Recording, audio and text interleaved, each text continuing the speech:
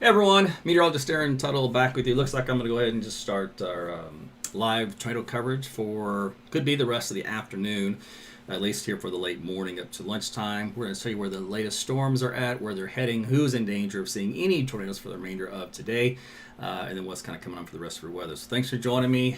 People will be piling in here as we go through. I've notified all the notifications and all the platforms. That way you guys can know what's going on and can tune in. Tell your friends and family, make sure you share the content in the video and that shows up in their walls, their feeds. You can tag them in the comments. You can tag them to watch if they want to watch a more calm, cool, collected tornado coverage for the state. All right, so here is a look, big picture here across Oklahoma. So just wanted to let you know where everything's happening. Right now, all of the heavy showers and storms are the east side of Oklahoma City from around Stillwater, stretching southward to right around Shawnee, back all the way down toward Velma, Duncan, and to the Red River. So this will be the area of focus here for the rest of this afternoon from this point onward, for potential for tornadoes that will be developing within some of these cells. These could be supercell type tornadoes, or they could just be the QLCS type, little small ones, little spin-ups. So that's what we're going to be looking at. Right now we'll focus on the first official tornado warning. This is coming into Shawnee and just down to the south of there. This movement is to the northeast at about 46 miles per hour. This is a radar indicated rotation. In other words, there's no confirmation of storm spotters in the area of seeing a tornado at this point in time, but the storm is rotating and it has had a history of producing at least one brief tornado back when it was closer to I-35 when it first kind of started out. Now here is the time of arrival. So basically we're talking about now for you folks up around the Tecumseh and Shawnee area. Also we have Prairie coming up around 11:20, Paden 11:28, and Boley coming up at 11:32, and Castle as also 11:38. We're going to zoom into this. I'm going to take a couple different views here of the radar. I'm going to switch through. So this is our little couplet right here. This is our red and green coming in. This is on the southwest side of Shawnee. So it should be kind of passing more in this direction from what the original polygon warning is. You see how this little yellow line was the original track. It's kind of deviated just a little bit, right? And that can happen with these QLCS. So sometimes they can drift a little bit more north and go off the original course. The location on this, by the way, Waco Road and Acme Road. So this will be coming up on the intersection of 13th Street and also Hardesty Road here moments from now. So if you are in Shawnee, just go ahead and be in your shelters. Same thing we always tell you, it's the lowest floor, away from all outside walls and windows. You want to make sure you put as many walls between you and the outside as you can. Also protect yourself from flying debris whenever you do have situations like flying glass. Most injuries do occur from a tornado just from the flying debris. And of course, when you do get out of your home, you walk around, there's a lot of nails and stuff that can be around. So shoes, footwear is important when you're seeking shelter. All right, so that's what's happening right now in the Shawnee area. So go ahead and be in your shelters for this particular tornado-warned storm moving toward your direction. I'll be just looking back between different radar views just to make sure we always have the latest data and the latest locations of where this is going to be at. So right now, Sharon Road and Waco Road is the current location, moving to the northeast. Now, we do have a secondary tornado polygon. Looks like, I believe the Weather Service just issued this one as well. Let's see. Or is this the old one? Okay, it's the old one. All right, good. So, yeah, didn't want another surprise there, but that was just basically a cancellation of the prior one. Okay, so we're going to focus still on this main one here coming into Shawnee. All right, so that's the one tornadic storm that we have that's east of the metro, east of Oklahoma City. We're going to get back to that here in a second. I'm going to skim down the line. This is that one originally had that produced a brief tornado here across the Corbett area, east of Purcell. And that was about it. I've been watching it for a while, but the couplets never really did get that tight. It was kind of like we saw earlier this morning, the QLCS notations in the radar. Just one little frame, it looked pretty decent, and then that was it. And it wasn't that great on radar, and it wasn't that strong of a tornado, thank goodness. I didn't see any reports of damage or injuries, which is good. Okay, so now we're going to go down into southwest Oklahoma. And we're going to talk about the tornado warning down here. Now, this is around Velma, south of Velma. This is around Loco, Fox, Ringling. This particular storm, you see it's kind of a notch here, kind of developing more of a standard classical hook echo. So this is our other tornado warned storm. So let's do a track on that one. Let me zip on down here on this radar view. All right, movement on this one is to the northeast, about 36 miles per hour. If we were to track the center of circulation, no immediate communities involved in that one, which is good. This one is just the general storm region, so Ringling and Heelton between now and the next few minutes. So that's just the path. You just get the storm activity, not necessarily the actual tornado, because as of right now, that particular tornado location is going to be right up along Highway 89 and 53. Turn on my streets here. Okay, so again, this is going to be Highway 53 and 89, and so this is where the location of the developing tornado would be for this one. And so we're going to track this one also as well. Okay, we can go back to this and interrogate a little bit more. So it's still in its infancy as far as the reflectivity and velocity structure. I don't see any major indications of significant debris or damage at this point in time.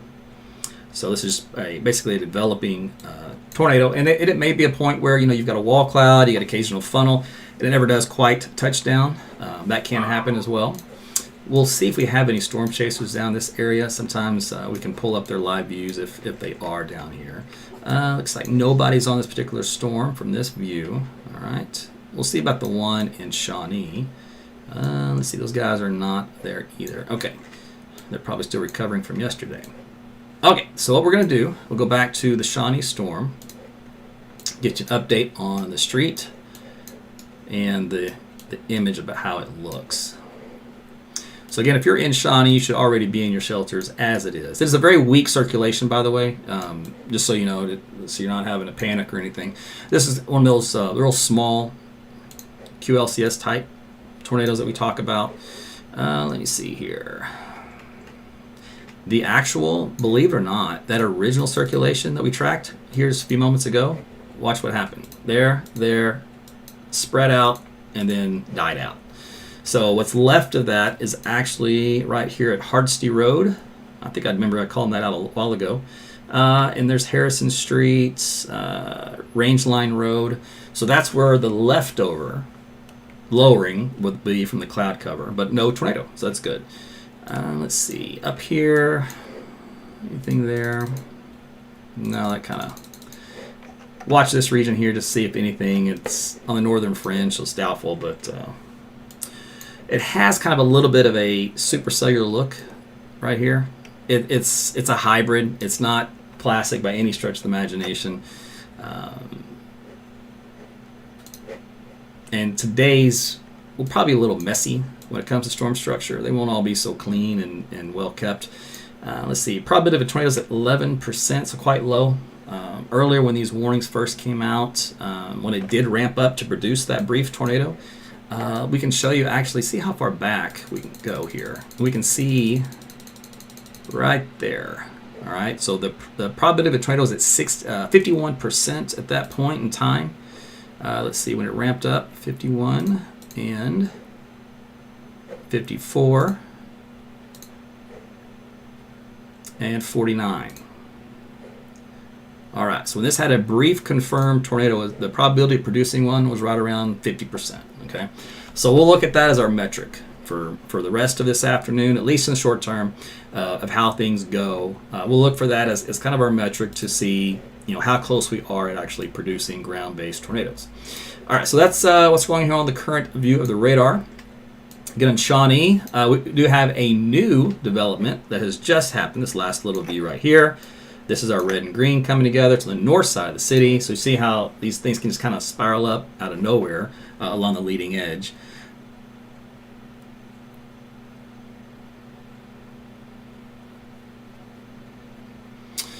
So we are coming up on I-40 and Highway 18 here in just a moment. So stay in your shelters. Let's see if this radar is going to show us a little bit better detail. Very, very weak, which is good. All right, let's go over here.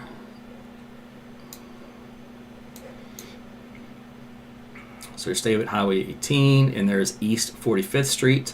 So that is the location of that circulation center. And we might get another one that forms kind of on the southeast side as well. This is going to be kind of one of those deals, so let's have to track them. I'm going to split the screen on this one. So let's see radar reflectivity on the left, velocity data on the right. All right, and where you see this little enhancement in the colors, it's not much right here. So that's east of Oklahoma Baptist University, right? But anyway, that's coming up on the 45th Street, and here's 40. Between mile marker 192 and 202.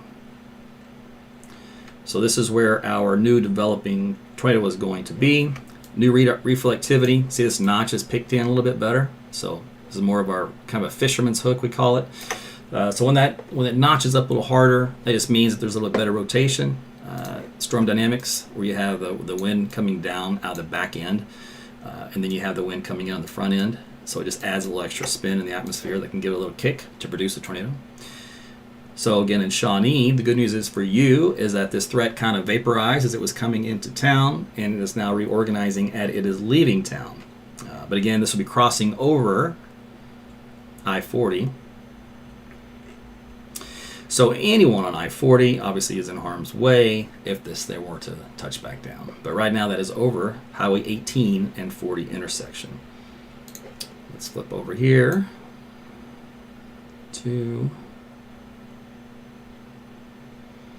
so Bryant and 45th was the last intersection that I have in the last update. We'll get a new update here in just a few seconds. So there's the kind of the wind field starting to change colors on this screen here. So I'm going to go over to my de-aliased data, and we can show you that. So the winds are about 60 miles per hour. So it gives you an idea. That's a weak, that's kind of like an EF0 type tornado strength when you have winds that low in intensity. But they're compact, they're small. But that's a QLCS tornado.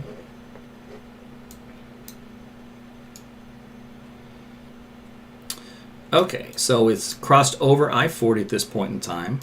Still diffuse, not that strong. It's on Snyder. Bangus. Does that say, where was that? Brangus. North Road, let's see, 3440 on that view. Let's go to this one. Yep, Brangus Road, West Road, Musson Road coming up. So that's going to be the intersection where this circulation is located. So this is going to be coming into Johnson area. Let's see. So this is again moving northeast out of Shawnee. It's already crossed over I-40. This is a developing tornado, meaning it's not likely on the ground at this point in time, but you're going to have a wall cloud, might have a little ragged funnel-looking thing. Nothing's tightened up yet on the velocity data to indicate ground-based, and I don't see any confirmations yet from any visual in the field. All right, real quick, I'm going to jump down here to southwest Oklahoma, just make sure nothing has changed. We're still watching this region along Highway 53 coming into Fox. This is in southwest Oklahoma, moving to the northeast.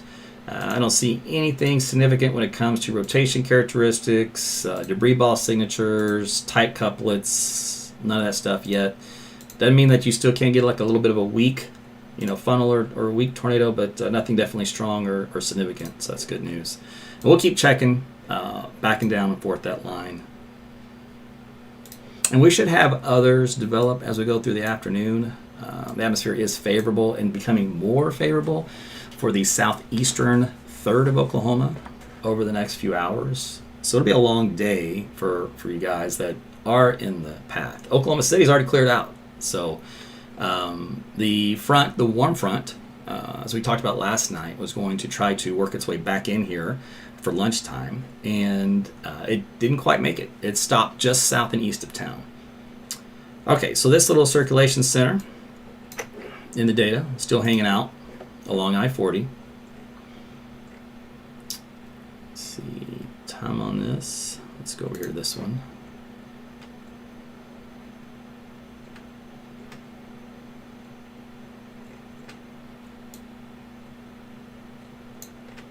See if anything's popped up southwest of there. Macomb and Tribby, this has a 24% probability of producing a tornado soon. We would watch for this, something to happen down to this area. Not there yet. But that is a favorable region, and I would not be surprised if that were to happen. This is the leading one here, right? That's our little baby hook. All right, let's go southwest from there. Nothing there. And then we're way down there in southwest Oklahoma with the Fox one. Okay. Better mid-level rotation, finally, in this area. And that is up around 5,000 feet or so. So this one looks like it's getting better organized here in southwest Oklahoma.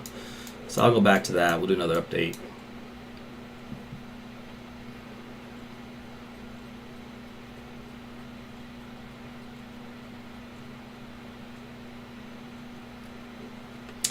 All right, so we're going to split coverage here between two tornadic storms, one here in central Oklahoma around Johnson, and the other one down around Loco in southwest Oklahoma. This one's having a difficult time wrapping up with a stronger, tighter, smaller couplet. So it's broad, diffuse, and weak. It's good.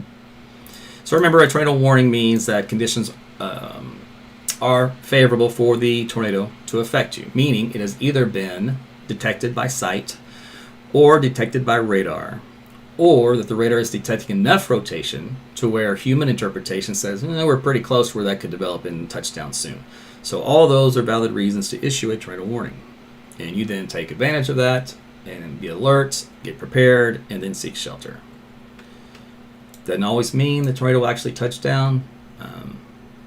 I don't know the full statistics on that. I haven't looked at that kind of stuff in years. But obviously the purpose of the warning is to let you know that's something to take serious.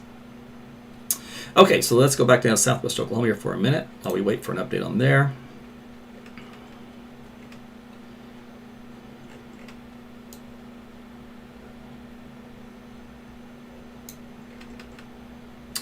I think what I'm going to do is switch radar sites.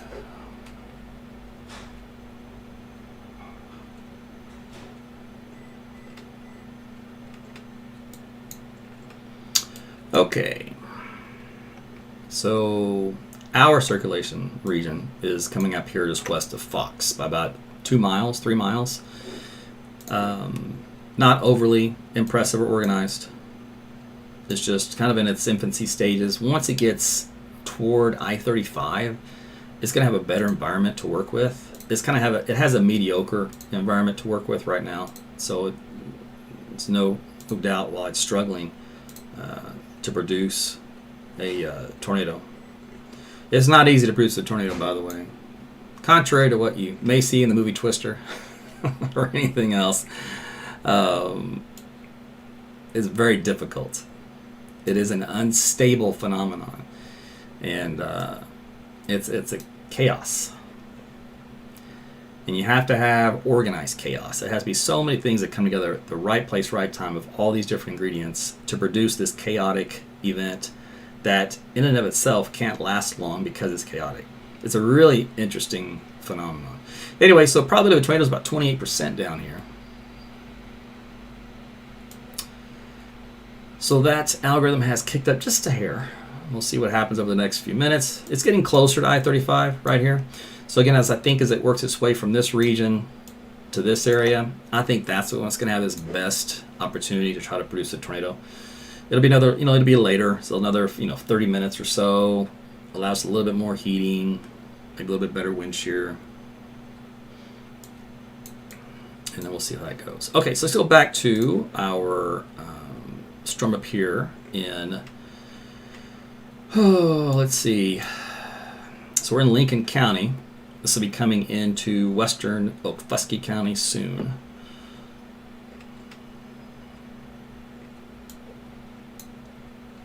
And we're basically just seeing if anything tightens up out of this. We have a little circulation here now. It's kind of jumped north. Yep. So here's another example I want to show you. So this is a polygon, right? This is the red area is your tornado warned polygon that's issued from the National Weather Service. If you notice, the polygon is like this, right? And the original track of the tornado was like this. Now where is it? It's right here. And where was it going? Kind of moving more like this. So you see how it moves out of the polygon? So even though you may not be in the immediate polygon track, sometimes these things can do their own thing when it comes to movement on these QLCSs. So if you're in the region, you want to pay attention, obviously, and you want to make sure you can seek shelter at a moment's notice in case something like this happens and it goes out of the original warned area. Because what happens is now the Weather Service is now going to have to issue a different tornado warning to cover its erratic movement here. And then all of this no longer matters because it's nowhere near the original track. So that one then is either canceled, is usually what happens. They'll cancel this one and they'll issue a new polygon, that'll go something like this. And then it'll drop off. So we'll see. We'll watch and see what happens from its original course.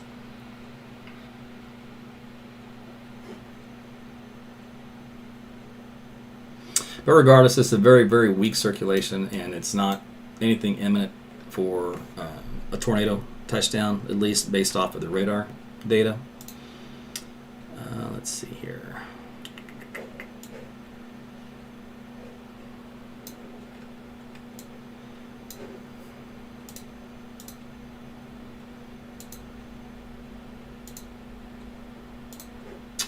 So I was able to, our job, we were able to telework from home today because of the weather. Everybody's all freaked out with schools closing and all kinds of stuff. So they granted teleworking from home. So I was able to do that this morning. We had our meetings. I got all my stuff done, and I said, okay, I guess I'm going to go take some leave and cover some storms. So my point is to not be on the whole day, right? So I take little blocks of mini vacation leave time from work to come in and do these live radar coverages. That's the plan. We'll see if that works for me, right? Okay, so let's go back up here. So Tecumseh, this one here is getting its act together little by little. It will not be affecting you tornado-wise, but south and east of you, we may get, with this little inflow coming in, we may get a little something that starts to form soon. Let's see. This one up here north, just kind of no big deal. The leftover circulation is right there, and it's paltry, pathetic, almost non-existent. So, let's see here. All right, that's it. So we've come to a lull, looks like, in the activity as far as anything tornadic is concerned right here. What I'm going to do is take this opportunity. We'll interrogate the southern one more time, and then we are going to look at some data. So let me zip down here to the south. Probability of a tornado is now at 35%. I think that's gone up, didn't it? What was the last one we saw? 18 or so. So yeah, it's been a gradual increase in the number. So this location is right here. So basically just north of Fox, by about 2 miles. This is going to be, what road was this? Brady Ranch Road and Pelton Road. So Brady Branch and Pelton is the intersection of where this little circulation center is going to be.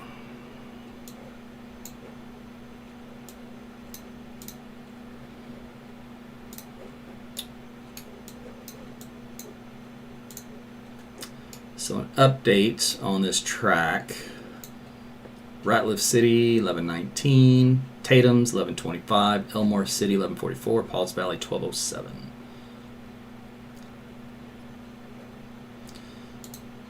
Let's see. This thing originally expires at 1145. Moving to the north at 32. It was northeast. Now they kind of have it 21 degrees. So technically it's kind of north-northeast.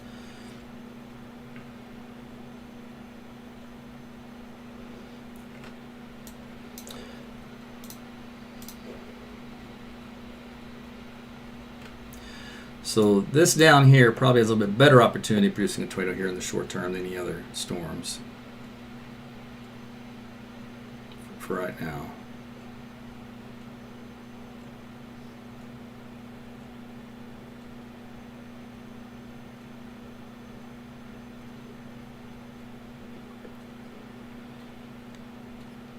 Let's see what we got here on the data.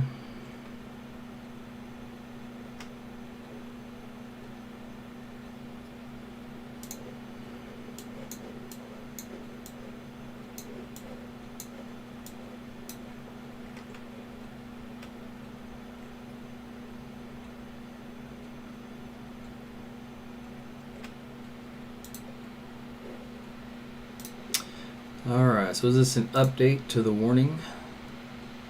11/17. Yeah, they canceled the back end of the warning for central Stevens County. So the tornado warning remains in effect until 11:45 for southwestern Garvin, northwestern Carter, and west central Murray counties. The storm is capable of producing a tornado located near Ratliff City, moving northeast at 40 miles per hour. They've got Elmore City, Katy, Foster, Tatum, Ratliff City, Hennepin, Poolville, Antioch, and Purnell, along with Interstate 35 between mile marker 57 and 63 for the path of this particular storm. Algorithm still holding around 35% for the probability of a tornado. Now the radar's pretty far away from here. Like this one I'm looking at right now, we're looking at about 4,600 elevation. Technically that's just low enough. I like 5,000 as a cutoff, but you can see much better detail when you get down like 1,000 feet off the ground or 2,000. And that's when you really get down into the weeds of the actual tornado column.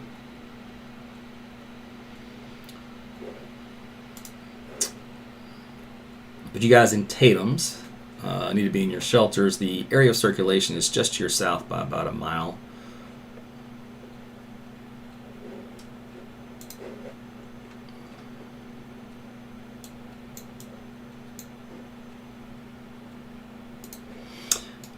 Okay. Oh, let's see if that gave me an update on the time. So Tatum's, well, currently, and then we've got Winnwood 11:53, Pauls Valley 11:57. So that's the latest on this one. Moving to the northeast, so back to northeastern direction again at 39 miles per hour. This morning expires at 11:45. You can see it's getting a little bit better look to it down here in southwest Oklahoma on the radar view. By the way, this other radar view, how far was that away?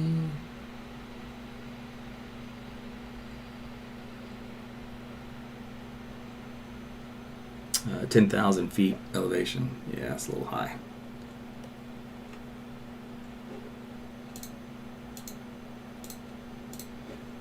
I'm on a, this one's an experimental radar out of Norman, and doesn't always give you the slices that you want of the atmosphere. It's actually starting out at a pretty high slice, 1.8 degree tilt.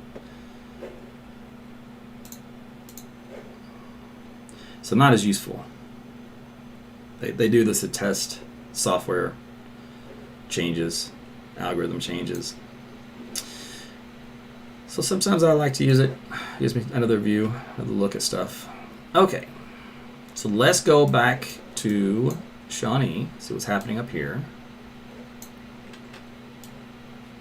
So we have a new configuration look here, right? South and east of Shawnee. So it'll be wrapping around this spot here. So you're going to look for a new development in this region. So that would be your, if a tornado were to develop, it would be right about there. So that's what we're going to look for to see if that happens. The first thing to do is kind of get a better look to it on reflectivity structure, and the velocity will follow suit. The old original warning and circulation with that is so long gone. It's, I mean, you're still technically under a tornado warning between Johnson and Prague, and I never advise you to ignore a tornado warning and to not seek shelter. So just go ahead and do it. Just know that there's nothing at all on radar at this point in time. And that can probably help you breathe a little easier. Okay, so we'll see what happens here with our Earlsboro storm. Let me switch over here to a different look. It's all RFD. RFD is rear flank downdraft. It comes in, it's the air that flows out of a storm, like so. You actually have to have an RFD to have a tornado, but if your RFD is too strong and you don't have enough of an inflow to offset, to get something to spin up and to form, then do you any good. But usually sometimes it can undercut and move too fast. Some other processes happen, and you don't get a tornado when you have a really strong RFD. You can get sometimes some good wind damage, though. Straight line wind damage. Anyway, so we'll see if anything comes of that. As right now, there's nothing imminent, so that's good. Let's see, the environment it is coming into. Where are we at here? Temperature of 73 degrees, dew point is 70 with a south wind gust of 20. So what we do have is the warm front environment, so we call a warm sector that this storm has to work with. However, it does not have any type of a southeasterly wind component. Therefore, you don't get enough turning with height given that situation. So let me see. I can come over here. We can flip to Tulsa briefly. Yeah, we'll flip to Tulsa here, and we'll see what their wind field looks like.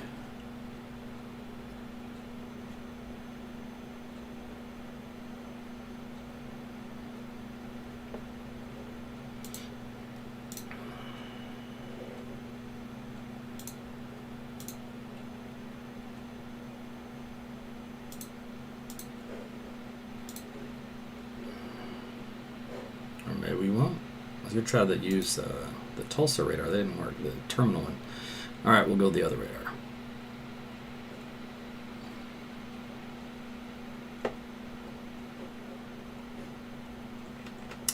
You guys on Instagram, feel free to leave your comments. Let me know how the broadcast looks, how it works. How's the clarity? Does it pixelate? If it pixelates too much, I can change the settings. I'd have to stop it for that to happen.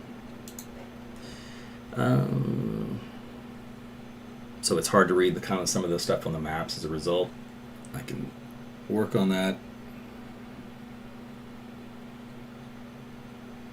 All right, so in Tulsa, they have a little bit of a southeast wind there, whereas you don't ahead. Where we were looking, we had a due south wind, right? So if you look here, you have a south wind. We'll extrapolate this to where we were looking at ahead of that storm. It's mostly south, and it does have a little turning up to about 7,000 feet, about like so. All right. So our angle of turn is only about 30 degrees, and that's really pathetic. If you really want a storm to rotate and to produce a tornado, more than 30 degrees is really needed. So that's why these storms up here are having a hard time doing anything. So, okay, so the only storm then as a result down here in the southern Oklahoma. Now you can see here the surface wind vector. See how it's kind of a little bit more to the southeast here versus due south? So you already have a 30-degree swing here, and you can get another 30-degree swing here, and now you're at 60 degrees total rotation for shear in the environment to work with these thunderstorms. So Hennepin, stay in your shelters as this particular storm is on top of you right now. Probability of a tornado is at 38%, so it's been kind of holding in the mid-30s, has not ramped up. But let's see, about 4,000 feet on that one. Let's see if this one went down any. No, still the same.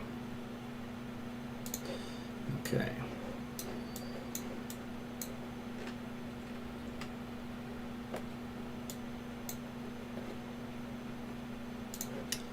I don't think, let's go back.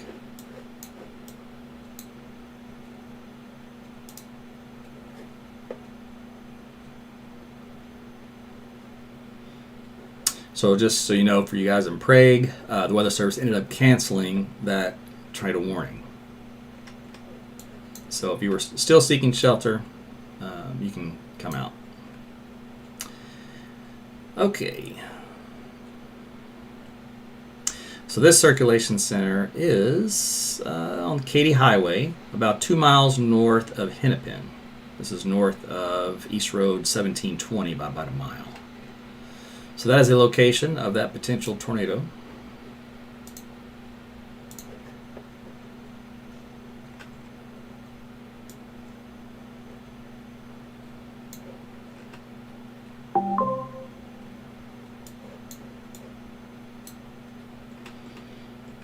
Okay, so we have a lull in that.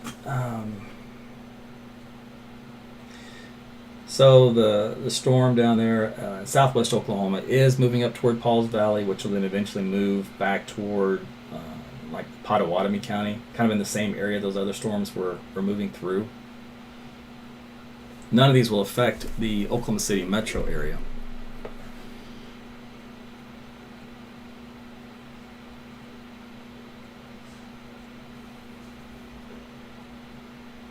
So Elmore City has their sirens going off, even though this storm is passing off to your south. Katy, probably the closest potential impact.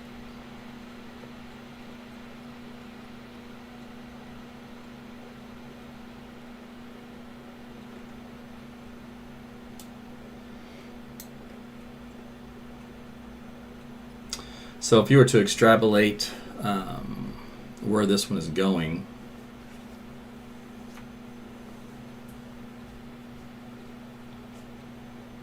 those folks that need closed captioning, Facebook and YouTube both provide closed captioning. The other platforms do not. So Rumble, Twitter, and Instagram, they're probably not going to give you closed captioning. But if you do need that, you can watch the same stream on YouTube or Facebook.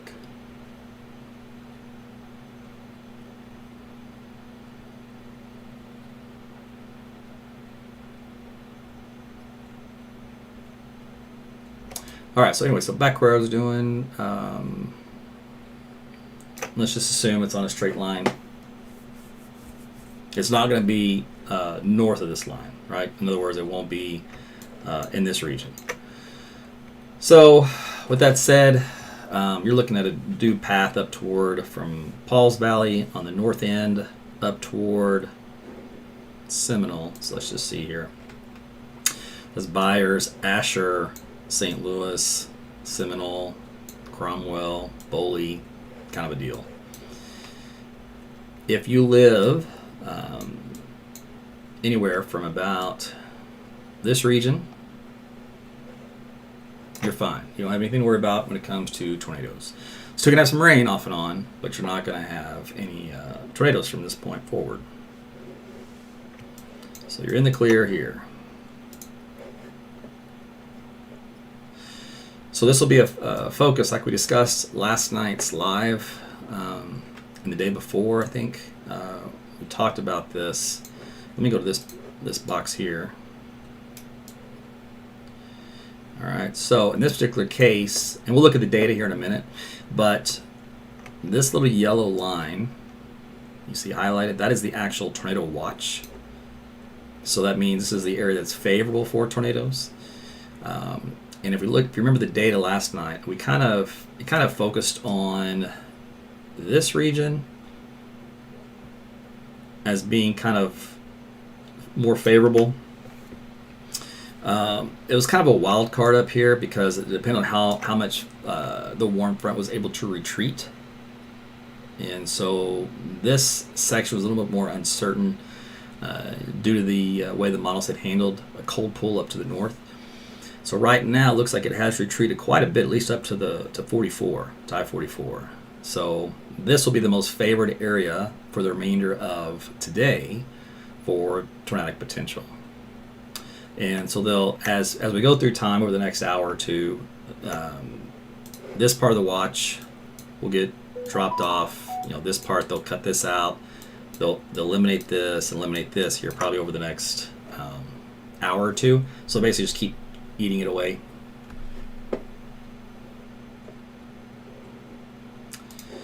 Okay, so again, this is the big picture. It shows you where the storms are at.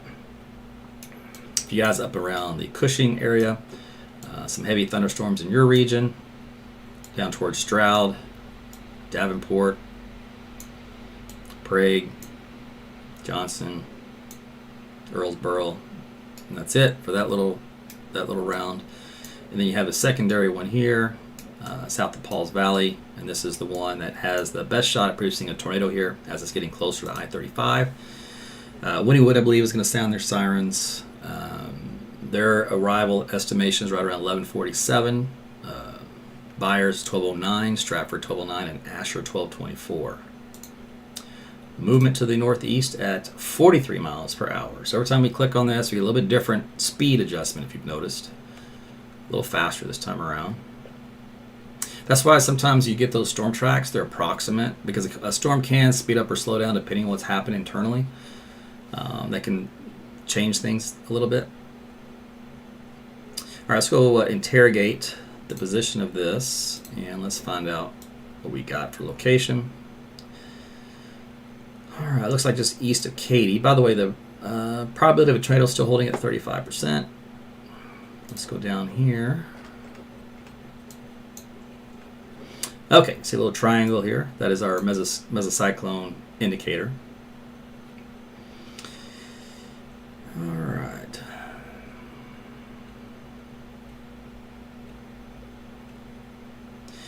So in theory, you would have a rain-wrapped tornado back in this column here. You probably wouldn't be able to see it. Now I can look here at the rotation product, and it does check out. The cross correlation coefficient, in other words, the tornado debris detector does not have anything detected. And the velocity data, again, no strong tight couplet. So the reflectivity structure looks pretty decent, but you can have a dozen hooks on these supercells, and only one will actually have a tornado with it. It's a very low conversion. But this is the storm to watch, and I do believe as it gets closer to I-35, I do believe the ability to produce a tornado should increase.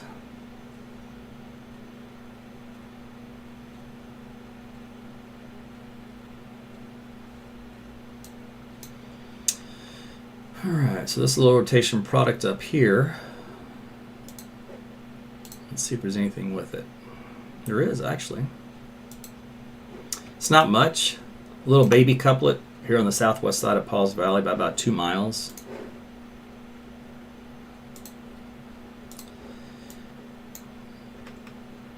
Location of this one is on Klondike Road and Royal Oaks Road. So you guys in Pauls Valley might want to consider being in your shelter. You're not under official tornado warning yet. That may change here.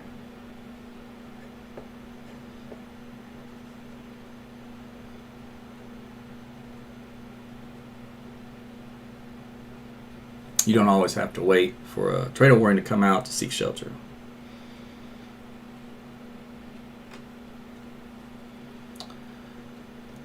Okay, so we're just going to kind of watch this area here. Let's see.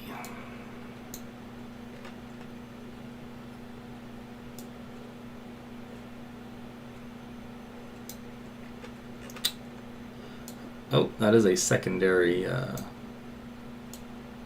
tornado warning. Let's see, they split this up into 2, so let's go check it out. Alright, so this will cover the Pauls Valley area. So, okay, well now you can seek shelter if you're waiting for an official reason.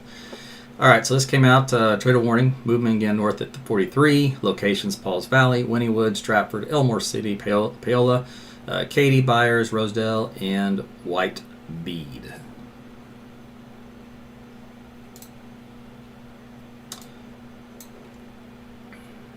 Updated time of arrival, Winnwood 11:47, Byers, Stratford 12:09. Let's see if this one changed any by a minute, 12:08.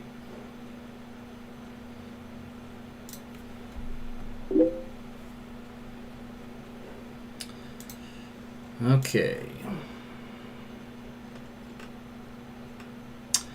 That little weak indentation for circulation.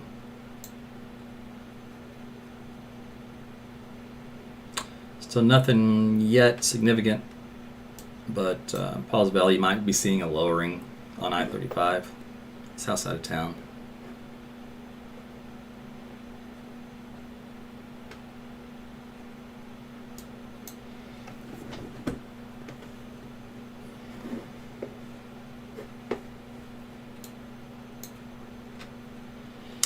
So you're watching live tornado coverage here across Oklahoma.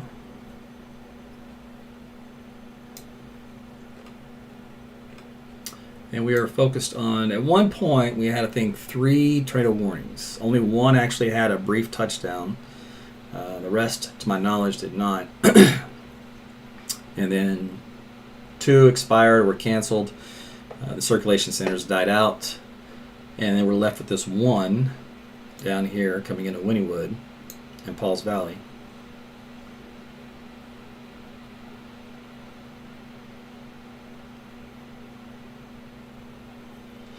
So we're basically waiting to see if this thing tightens up.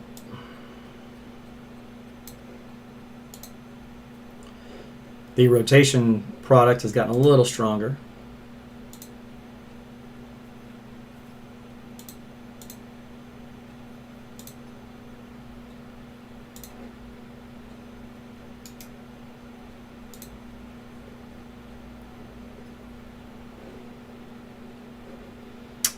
Probability of a tornado, let's see, has still holding 38%. Now remember our metric that we used earlier was about 50.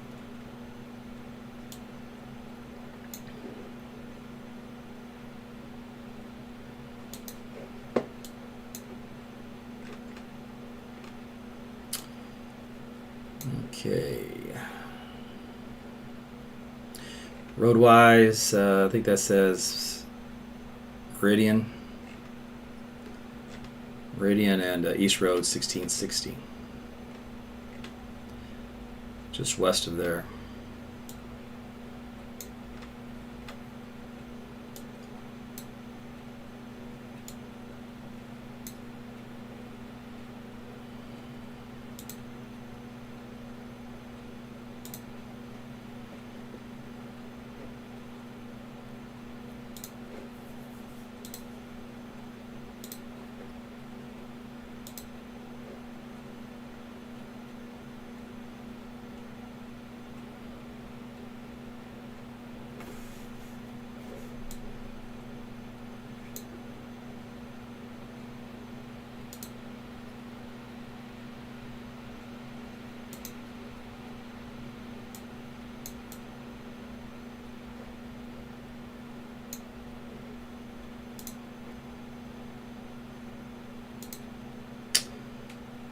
Let's go back, verify my speed.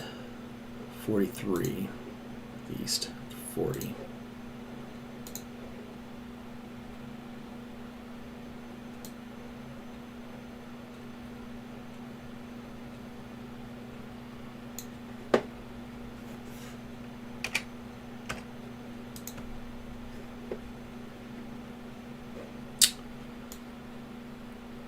So you got Civet here in 22 minutes from now. Budno at minus 25 minutes from now. Byers 32, Stratford 32, Johnsonville 34, McGee 35, Chisholm 42. So in all these little small towns and communities, if you add all those up, total population is about 2,000 people.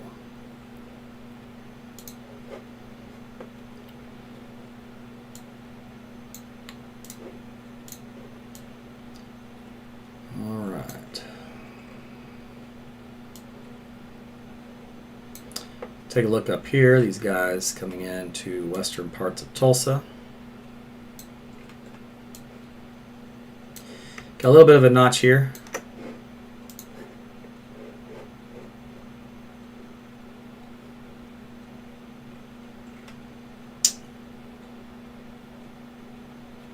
Otherwise,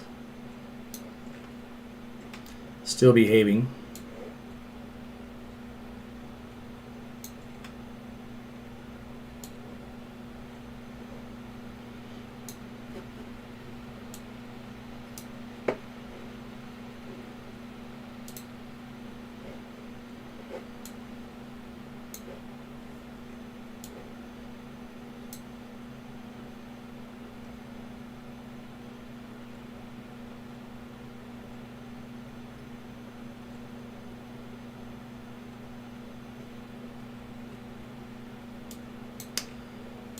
Okay, so our circulation center is basically right along I-35 right now, just on the southwest side of Winnwood, just south of 2935, pretty close to State Highway 17A.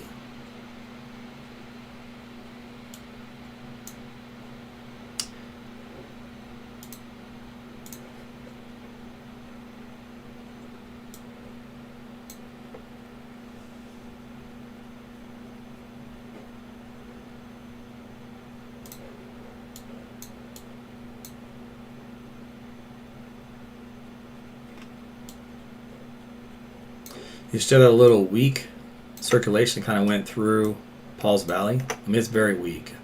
You may have seen like a little lowering from the sky.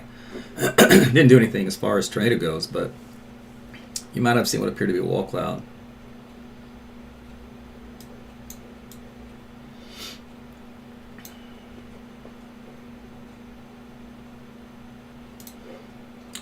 All right.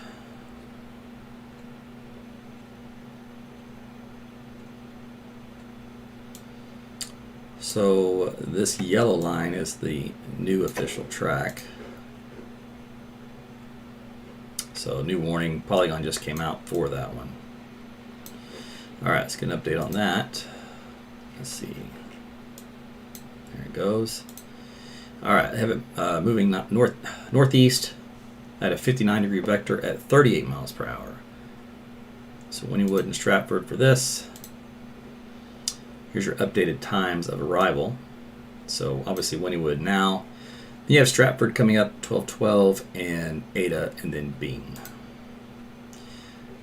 So you can see how these polygons have started out. You had the one here and then they expanded it and it went up here and then now they've adjusted it to over here, which means that the storm hasn't quite behaved in its exact track it's supposed to.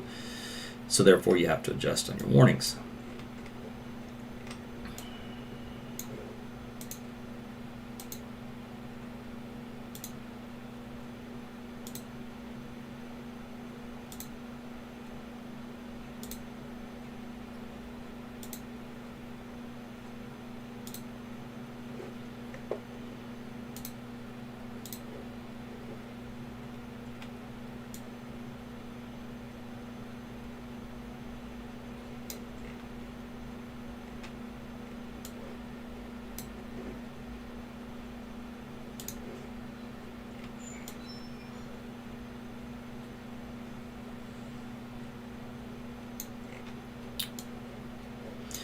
All right, probability of a tornado has gone up to 44%. So there has been an increase in the algorithms.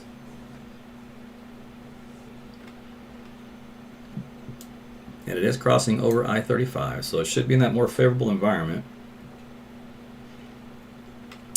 So Winnwood, just stay in your shelters. There's nothing indicative on radar of a damage path or anything touching down at this point. No visual confirmation. So at most you're seeing a lowering wall cloud. It does have mid-level rotation in the storm.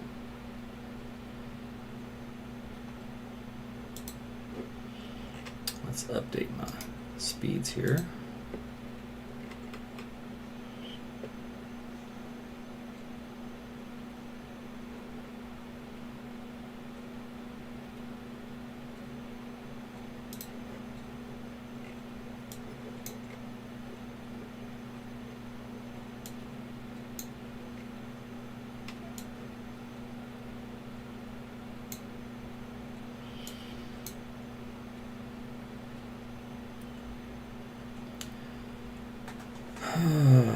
So the best known location of this it's going to be right over North Road 3270 and East 1630. That intersection is where that would be.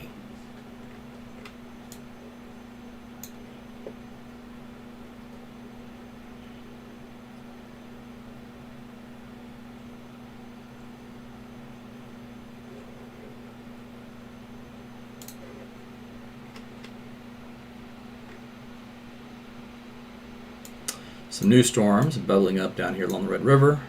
Those will move into an area favorable for severe weather. All right, let's go check these guys out again here coming into Tulsa. Still behaving.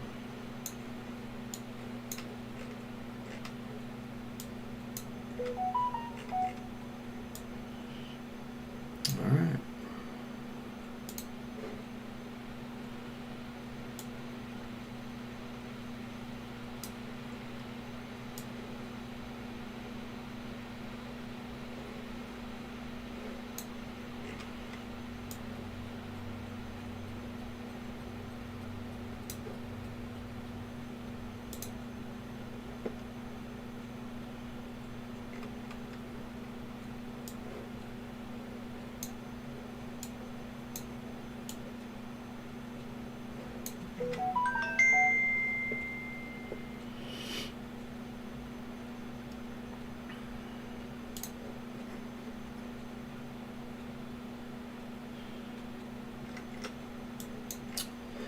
Okay, so while we wait a few more minutes and see if this thing actually starts to produce a tornado or not, its probability has gone up to 45%. So 50% was our threshold.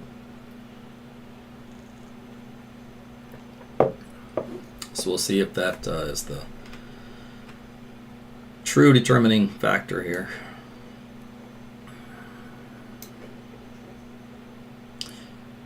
Alright, so I'm going to flip this over for a minute.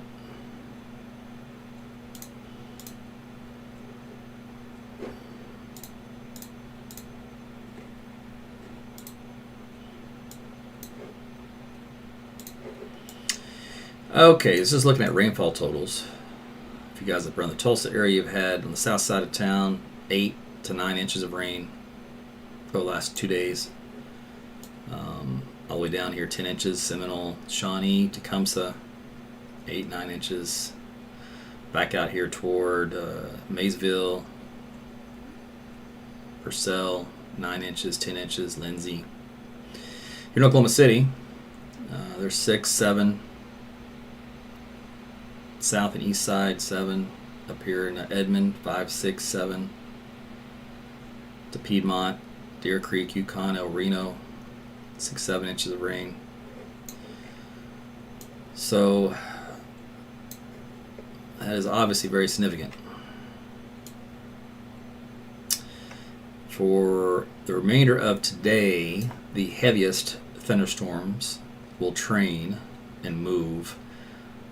Let's see here. We're probably looking at something like this quadrant. So where you have these hard hit areas here, you're probably going to end up with some flash flooding. But where you have these areas here where they did not get much rain over the last couple of days, you have a better opportunity to soak a lot of that into the ground. You'll probably still end up with some minor flash flooding, but it depends on how much rain falls. I think prior data we had looked at indicated we could get another 8 inches of rain in this area, for example. And that's just in a 24-hour period. So you're undoubtedly going to get some flash flood when you get that much rain. But anyway, so that's something we'll keep an eye on. Okay, so let's go back here to Winnwood. Let's see what we have here in the data.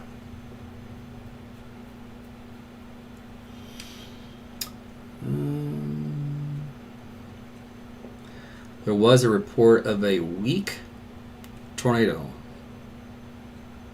on the west side of Winnwood.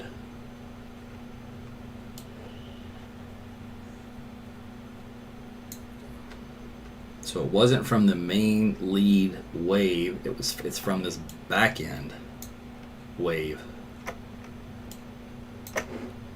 And we're talking almost non-existent on radar, 3,000 feet.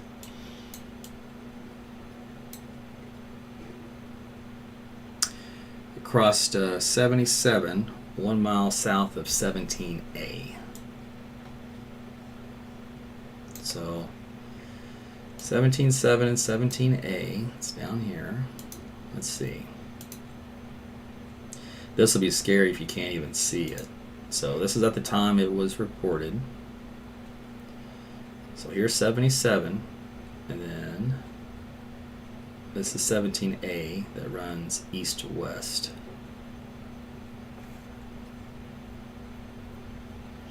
And 1 mile will be down here.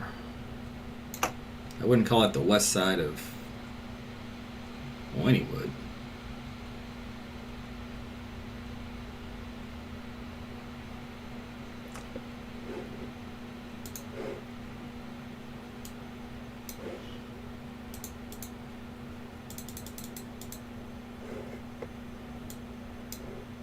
I don't know.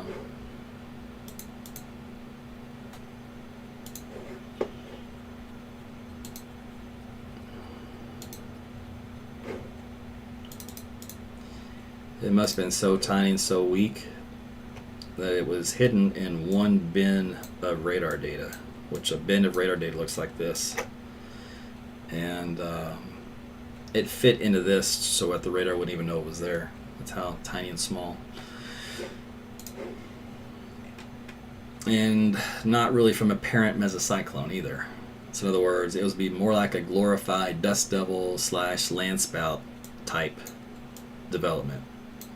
So not a tornado in the fashion of which it would do anything significant damage wise.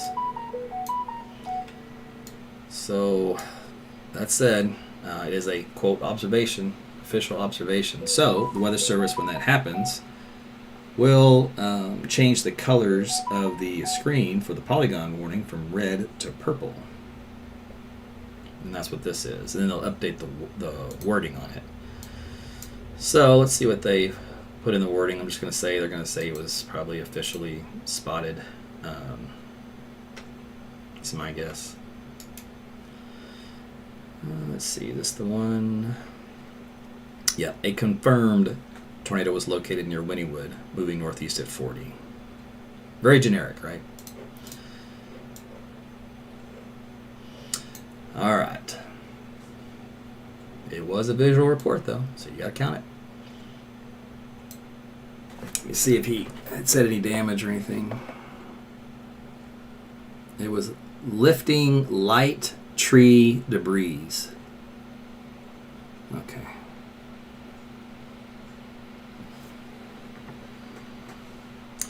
Lifting light tree debris means that there was some leaves flying in the air.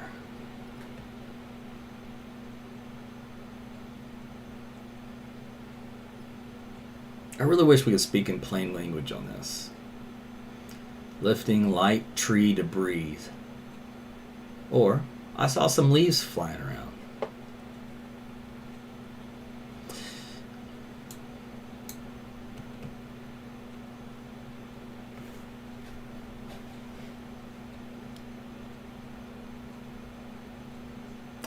Either way, that's a very weak event, so that's good news. All right, I've got nothing on the radar anyway for what's going on down there. If there still was or is something, must have been seconds lasting and was never detected. All right, well, the good news is when everything's strong, so that's positive. And nothing else in this line. It is 12 o'clock. All right, so what I'm going to do is I'm going to break off of this until we can actually get something that develops that's trackable. And we'll look at some data. We'll get you up to speed on what the forecast is for the rest of today. All right, so mesoscale discussions, none are in effect currently. That's what's issued from the Storm Prediction Center whenever you have a severe weather event unfolding and there's an area they want you to focus on. The watch information on this one,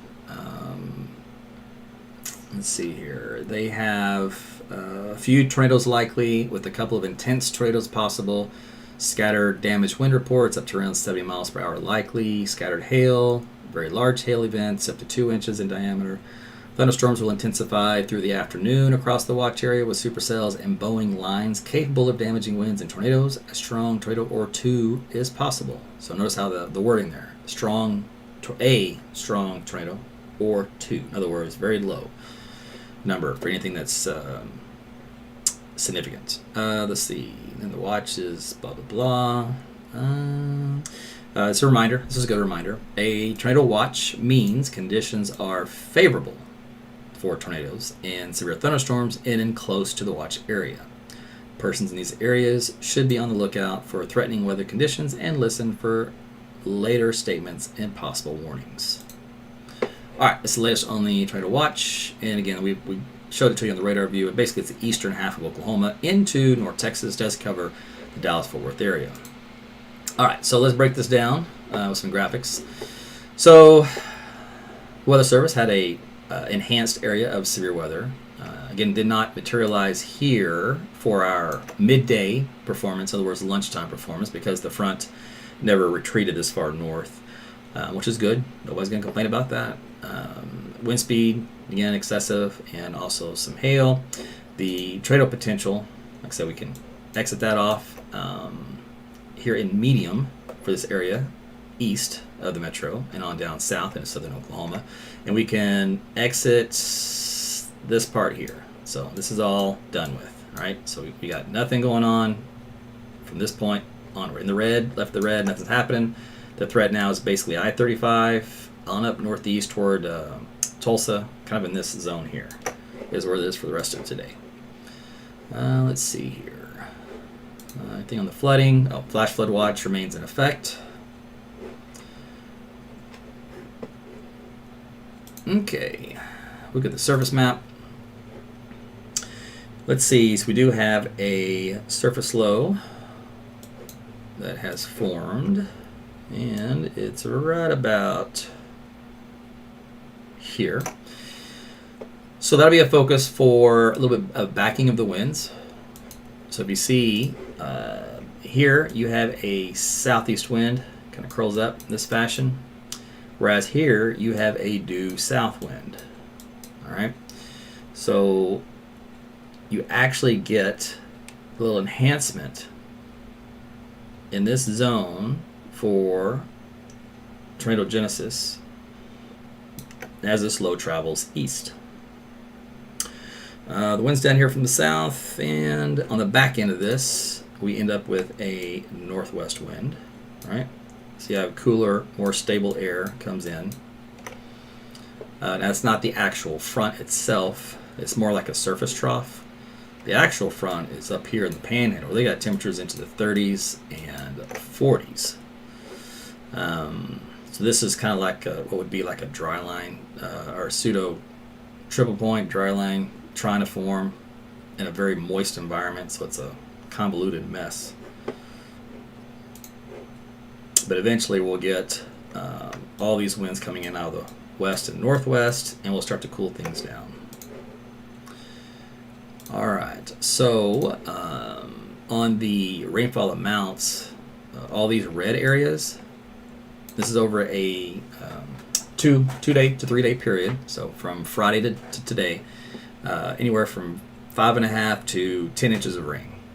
Wherever you see these little red dots. So I showed you one map already, but kind of gives you an idea where a lot of these values were located, right?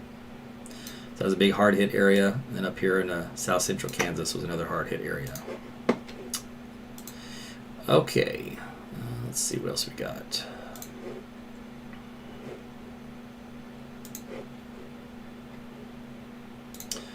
It's the infrared satellite view. These tops of the clouds are not that cold, meaning that the thunderstorms are not that tall, and they're not that intense / severe. If they were, these colors, instead of being yellow and a little touch of orange, would be red, and some deep reds. Now, as we get new storms developing for the afternoon, I do expect that to be the case in this area, but not currently. All right, let's see what else we got. Let's take a look here at the environment and do a refresh on this one. Okay, so the environment for potentially producing tornadoes. Let's see where we're at. Here in southern Oklahoma. Let's see, we check all the boxes here in the climatological database of what the atmosphere looked like at the time we were having tornadoes. Let's see, let's go for the significant tornado, in other words, an EF2 or greater in intensity. We don't quite make the box for the LCLs or the helicity. It's on an outlier. The shear barely, supercell barely, outlier. So that's good. For the discrete or clusters, which is kind of what we had this morning and this afternoon, checks all the boxes for those. And the QLCS line for tornadoes, a little bit better fit in this environment on all the boxes except for this one, which is we actually have a better lifting condensation level today, much lower than we normally have. We have very low cloud bases today. Anyway, so that is the environment we have to work with here over southern Oklahoma. Come over here to kind of just south and east of Tulsa. Let's see, same idea, nothing different there. Okay, and then let's go down in Dallas.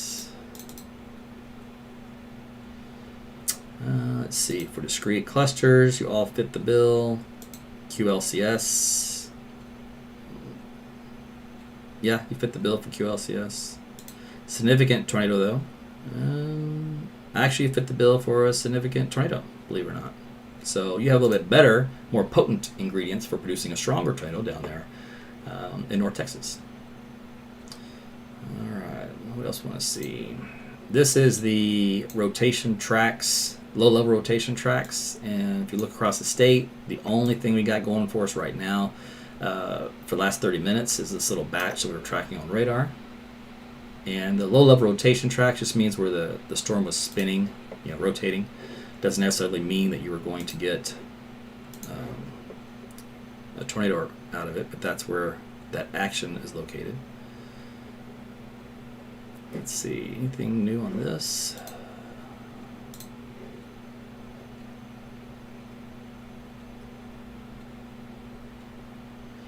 So this short-term forecast isn't doing too hot to trot on the current situation. Seems to want to favor southeastern Kansas for some rotating storms up there. It does better once storms have actually kind of formed. It kind of has a good grasp on them. I'll come back to that later. The HER short term, let's see here. So for 2 o'clock this afternoon and 3, it's not doing too good either. I don't even really know there's storms currently right here, unless it just vaporizes them. Does it? Yeah, it does. Moves them up north to Bartlesville. Okay, kind of bypasses most of Tulsa in the southeastern Kansas, and then there's that Helicity track, which is what that other map showed you a little bit ago. Didn't have a whole lot going on down here for these. Little tracks here, Helicity tracks east of Muskogee, east of McAllister in the short-term data. So not as active. In other words, I know the threat is for tornadoes today, but the data isn't overly excited for that. All right, so let's see. Yeah. All right, let's go back and get an update on the radar, just see what's happening. Okay. So we've got these guys from Manford, Creek County, Bristow, Prue. Okay, those are all just severe thunderstorms. Down the line we go. Byers and Stratford, where are we at? 54% probability. All right. So we are at that trigger point in the algorithm at which the tornado was able to touch down last time. The location of this will be right here, which would be over North Road 3370 and 1500 to 1490, the county line. Let's see if we have anything on the rotation tracks.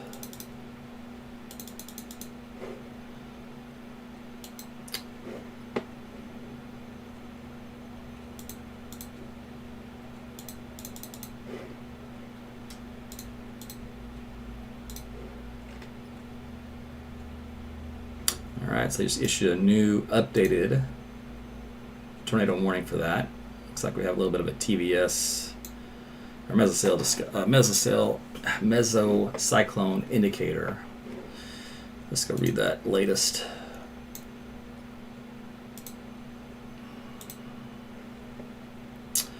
Alright, so this just came out. So tornado warning goes until 12:45, moving northeast at 41. Locations include Stratford, Conowa, Bowlegs, Asher, Byers, and St. Louis. So let's zip down here and see what we can see.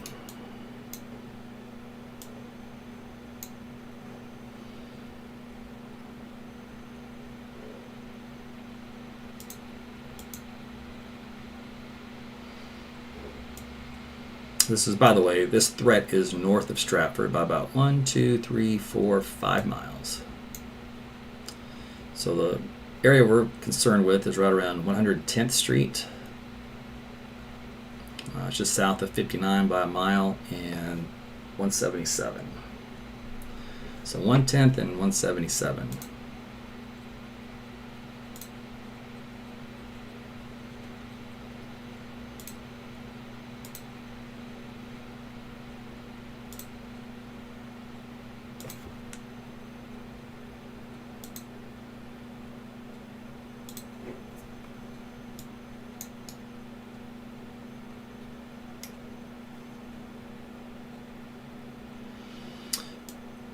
Okay, so it's getting a little bit better of that hook look to it, so the structure looks a little bit better on reflectivity.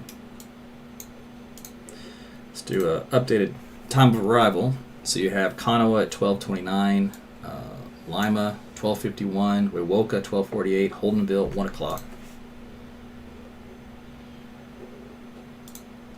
All right, structural wise, looks like the best I've seen it.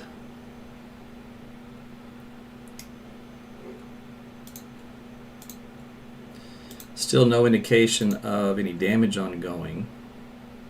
And the circulation is still a little broad, so you have a lot of downdraft wind in this area. Your inflow wind is here, so your circulation couplet is here.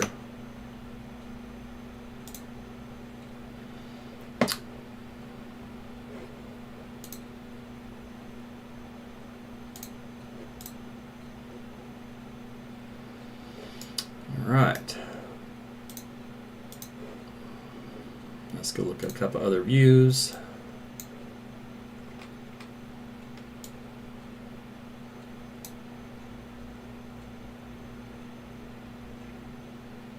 This will be passing just south of Asher. It would have to move almost due north for it to be in your backyard. Let's see here.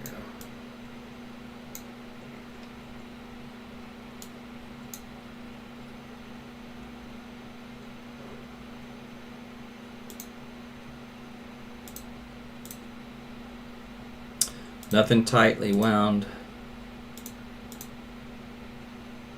Still a little bit of broad, diffuse general rotation.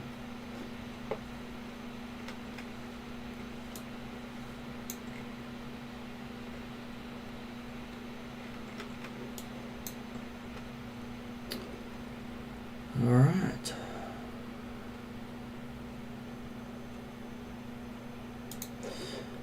Go back over here.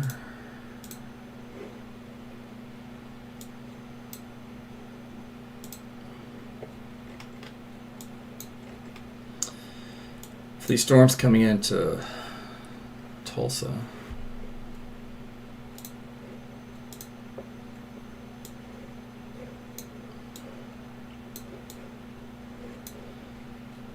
They're fine, just standard thunderstorms.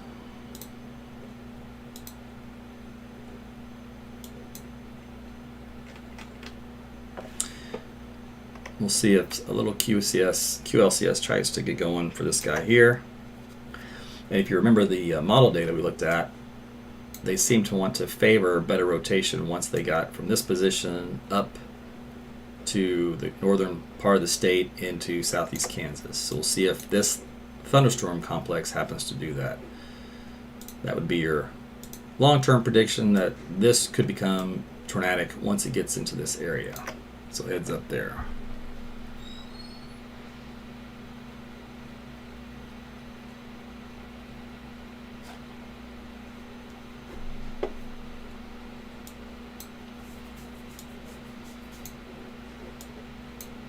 All right, go back down to our southern storm.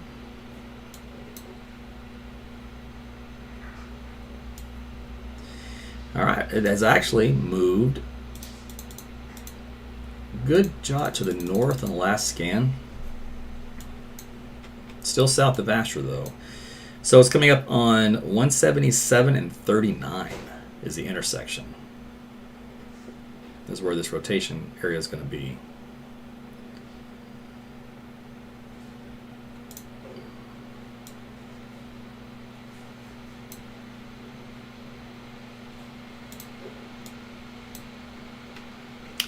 Probability of a tornado is at 49%, so still holding right around 50.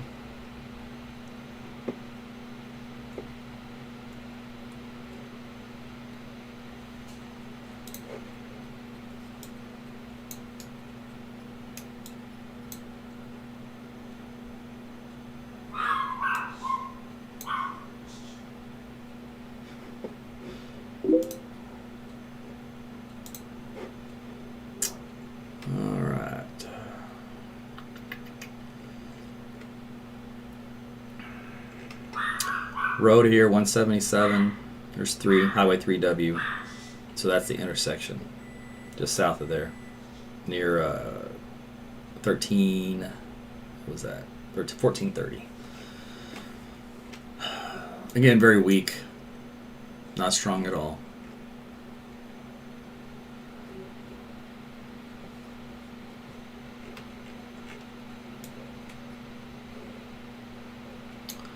But if you live in Asher, just make sure you're in your shelters, especially a couple miles south of there. Lowest floor, away from all outside walls and windows. This area of weak rotation is to your south, over the town of Chisholm.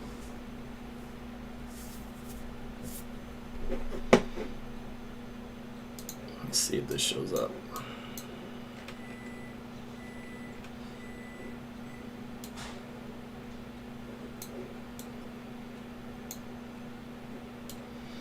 And there's Chisholm to the south.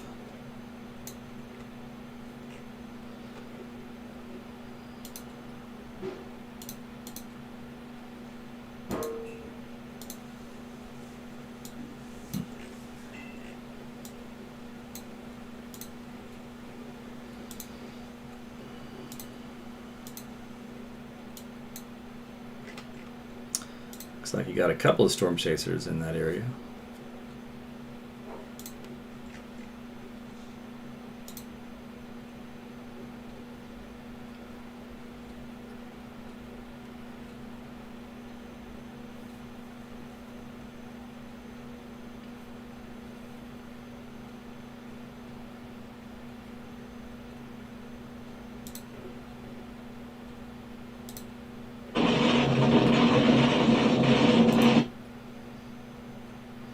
So they're driving through some heavy rain.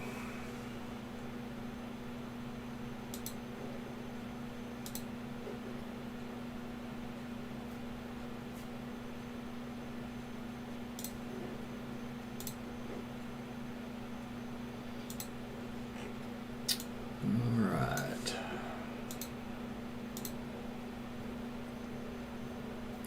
So you basically have three storm chasers right underneath what would be the area of interest circulation, just a little south of it. It moved up north of them, so this little area right here is the region to watch. And so they're moving northward to get to the main north road. Not a lot of roads out here to choose from. All right. We'll just see what happens here. Let's go back.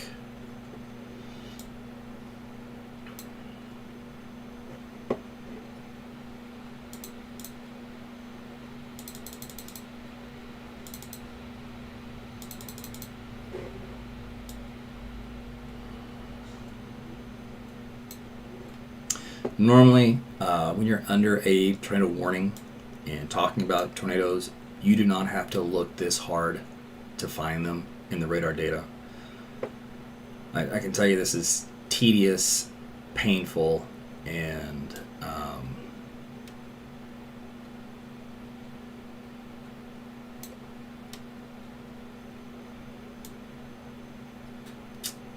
to the point to where it's difficult, meaning that normally it's a strong enough signal of a tornado to actually be seen by the radar. In other words, a tornado is decent size and it is a decent strength. That is easily detectable. This has been the total opposite. This has been like, don't see one, there's nothing there in the data, and which is good. Not going to complain. It's just, you normally don't do 1 hour coverage of a tornado that's not happening. Let's put it that way, right? No one's going to complain about that. Trust me. It's just an odd thing to do. Let's see here.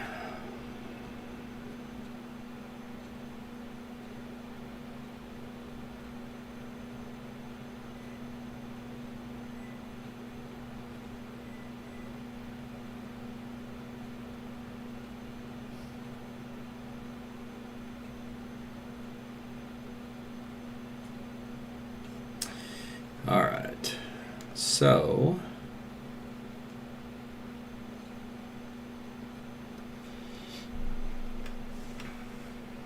I think the algorithm had dropped 33%. So it wasn't able to do it hitting 50%. It's a very broad generic circulation, so it's nothing that's radar-wise would be imminent. Let's see, you have new development all the way down south here from Winnwood, Springer, Ardmore. So these will likely at some point become severe. You have a cluster over here at Medill and Cumberland. These also likely become severe. Remember, only one official tornado warning in the state, and then I'm going to start a new radar for Tulsa. We can track those.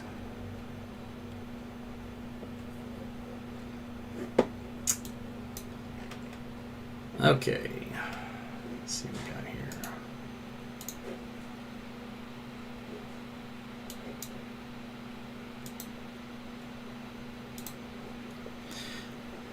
And then we're going to read the new mesoscale discussion that came out.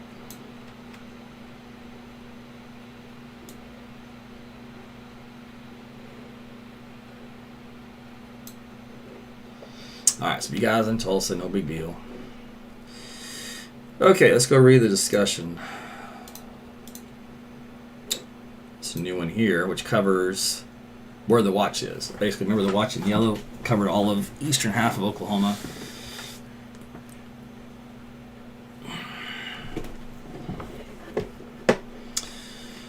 Okay, severe threat is increasing across north central Texas and eastern Oklahoma for a tornado watch. Line of storms has developed east of I-35 in central Oklahoma and is slowly drifting east. These storms are showing some sign of severe intensity and occasional rotation, but they are struggling to move ahead of the boundary. However, visible satellite is showing signs of some development ahead of the boundary across north Texas and eastern Oklahoma. This development will likely pose a greater severe weather threat with supercells capable of large hail, severe wind, and tornadoes, some of which may be strong through the afternoon hours. Currently, flow is southerly or south-southwesterly across the warm sector. Remember, I showed you about that. We talked about that. It was a limiting factor as to why these things aren't producing tornadoes. But it is expected to back to 160 to 170 degrees by later this afternoon, with the deepening cyclone and the strengthening low-level jet. Therefore, the greatest tornado threat will be with any discrete supercells after 21 Zulu across eastern Oklahoma and north Texas. So that means after 3 o'clock. And it's only 12:30.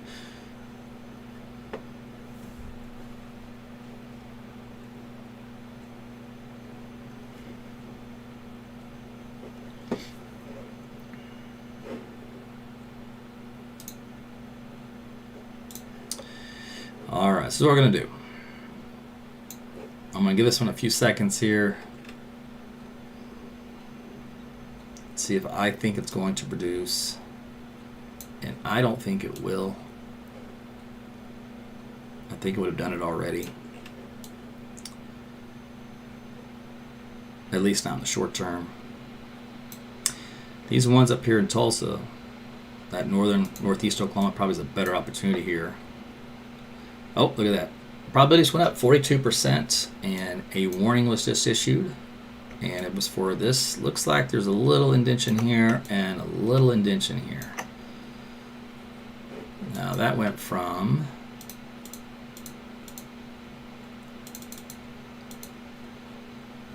this guy here, this blue line was the last probability of the tornado, right? This guy right here. And then it went the next radar update. It went from 21% to 42%. That's a big jump in intensity in the algorithms. So when you get a big jump like that, it usually means it's on the cusp of producing a tornado. In this particular case, it's a QLCS, looks like. Leading edge here. There's a little rotation signature there on the product. Let's see here. Let me update the speeds.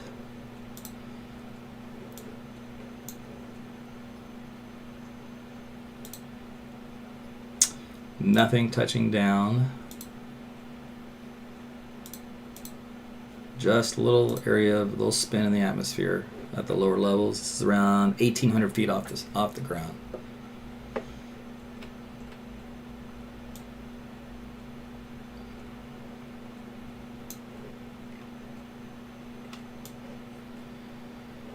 Rest of the stuff in Tulsa, so far so good.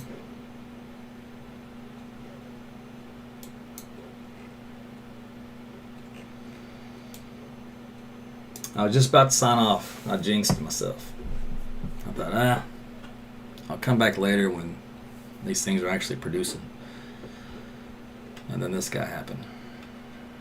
All right, so obviously if you're in the Sperry area, you want to be in your shelters. This is where the developing tornado would be located, which is on Rock School Road and just west of 68th West Avenue. That's going to be a little QLCS tornado. Let's go into a storm track for that one. Yeah, this one here is just not doing it. It's too broad. See the big, large green area, large red? I don't think it's going to do it. So we'll focus up here in northeast Oklahoma for a minute. All right. We are looking at Sperry the next few minutes, and then we've got Collinsville at 12:43, Oologah 12:56, Foyle at 1:09, and Chelsea coming up at 1:20. The wording on this movement is to the northeast at 43 miles per hour. The tornado warning remains in effect until 1 o'clock. Skytook, Tulsa, Collinsville, Sperry, Vera, and Turley all impacted by the storm, not necessarily the tornado. Like we talked about, we can do the fine-tuning on the exact track, but the polygon itself is going to alert a lot more people than will be affected. So let's go see what that looks like. So you have two circulations in here, the one here and looks like another one here. So Skytook being your shelters, this one here will likely produce a little QLCS, and the one here for Sperry as well. Let's see, the Skytook one, that's going to be on, it's over Hominy Creek, West 68th Place. We got West 76th Avenue, Lake Road. That's where that one's located. This one's the stronger of the two. Actually has a little couplet with it. So this one likely is now ground-based and is probably picking up some trees and whatnot. Let's take a look. Underneath this is a little farmhouse, looks like, unfortunately. Yeah, little home there with the pool. And some trees, another home up here to the north. So hopefully you guys are in your shelters. So that is a very small tornado there.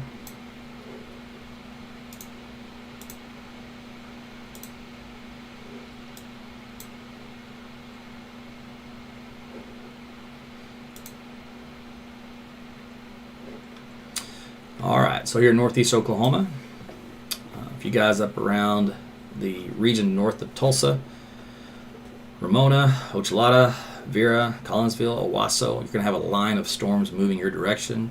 They do have a couple of areas of rotation embedded within them for QLCS tornadoes. We have one here I'm watching for south of Sand Springs, and it's starting to look a little interesting. We'll see if that ends up producing one as well. For right now, we'll focus on these guys. So again, be in your shelters if you live in Skytook and also in Sperry. Let's do a different radar view from there. Let's go up here. Let's see if this is working.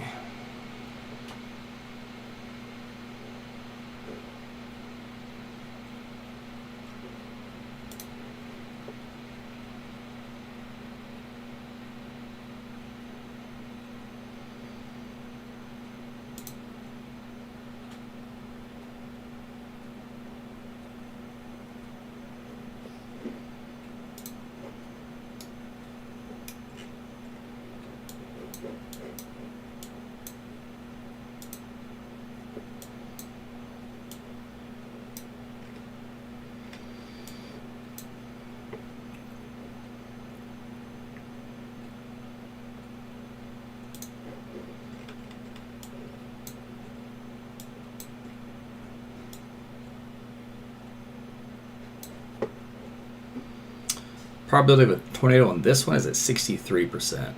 So it did have to cross over that 50 percentile to get an actual tornado to occur, at least briefly anyways. Okay, so location on this one, the northern one is crossed over 20, just west of Skiatook, so it went more northeast than it did northeast. And what's left of that is West Country Road, North 52nd Street, Cherokee Lane, up here just north of 20, west of Skiatook by about 1, 2, 3 miles. Then you got the one west of Sperry. It's still barely hanging on. It is right along West Road, 1/3 Street North, and just east of North 52nd West Avenue. Coming up on North 36th West Avenue. And that's where that secondary weak tornado is located.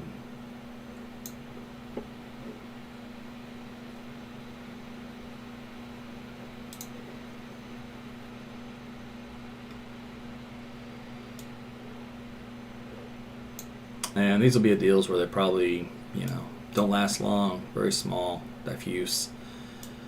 This little guy here, Woodchuck Lane, West Munson Road, let's see, in that little vicinity, just east of Haveen Hill Road, little small QLCS tornado there. Sperry one continues here. Again, North 52nd West Avenue, just south of West 103rd Street North. All right. That one looks all right. Probability of a tornado, it's still at 62%. Let's change this. Let's see.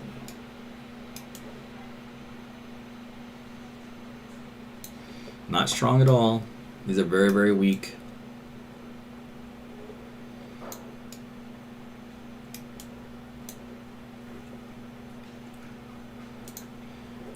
For this whole line of thunderstorms broken down, algorithms now update to, of course, now already for Skiatook and Sperry, Turley, Ramona, and then we got Vera coming up, Collinsville, Oolaga, about 12:51, Watova about 1 o'clock.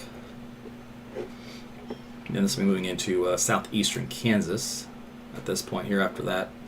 So it looks like maybe Edna, as far west as Edna. Otherwise, Chitopa, Baxter Springs, Columbus. You may have to deal with a tornadic thunderstorm at times in your area.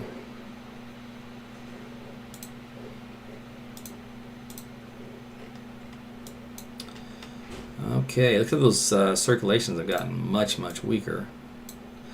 Yeah, the one in Sperry has pretty much diminished. The one here northwest of Skiatook has moved north and then back to the west a bit. There's the Javine Hill Road I mentioned earlier. It's really diffuse now though, and it's not even in the official warning polygon. It moved out of that region. Let's see what else we got.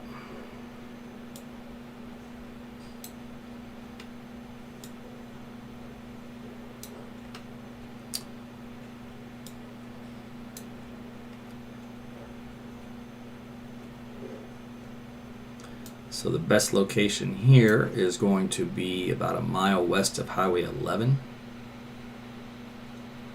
up toward North Lambert Lane, just south of East 107th Street North. Tell you what, I lived in Tulsa for a couple of years, and those street naming conventions, boy, they will throw you for a loop. Look at this, East 167th Street North. It does not roll off the tongue.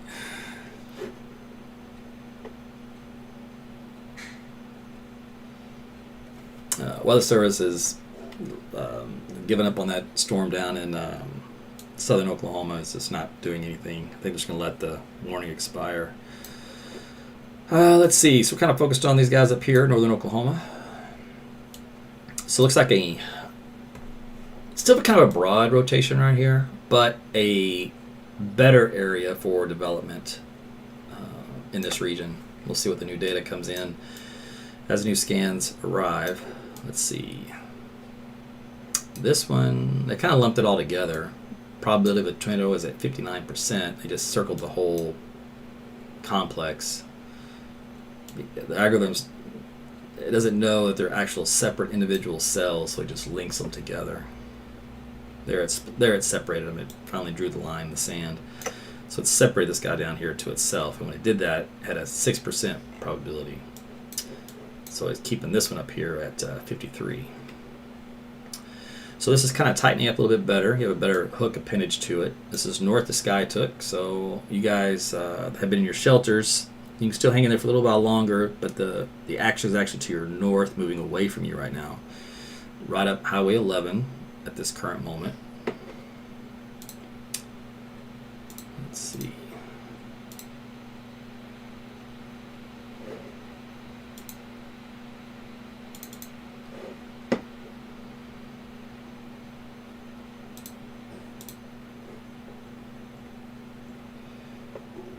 I really wish their terminal Doppler weather radar was working up there. Okay. Yeah, really good wind infield with this and outflow, so pretty decent environment here. We'll see what happens. This is strange. I think they're having some boxing issues, programming issues. They have the line of the tornado going like this, but they have the actual tornado warning polygon over here. So the two do not cohesively exist. I think there may have been a fat finger button, and this box should be shifted in this area here. So that will affect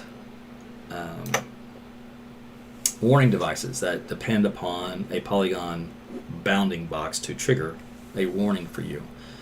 So for example, if the track is indeed here, you would not get that warning off your app because you did not live in this box here. So that would be an error. I'm sure they're going to figure it out and fix it. All right, so regardless, what do we got here? The probability of a tornado is still holding around 47%, so it's kind of at that cutoff threshold, a little low. The area of enhancement we're looking at in the wind field, in this direction, is still broad. But what if it were to tighten up?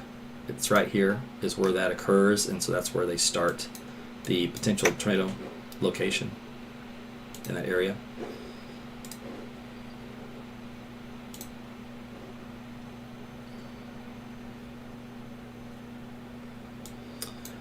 So this is, again, along East Road, 186th Street North, and 3966 Drive. That is where that location of that particular tornado would be. Let's see here.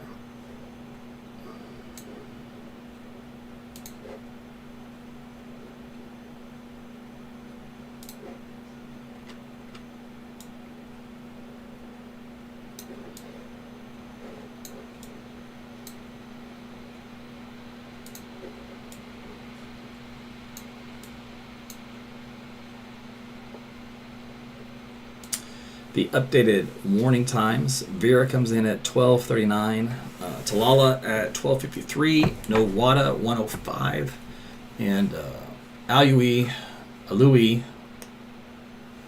at 1:09. We're looking into northern Oklahoma, specifically northeast Oklahoma, just north of Tulsa, south of Bartlesville. For this one storm here that produced a brief QLCS tornado. Didn't last long.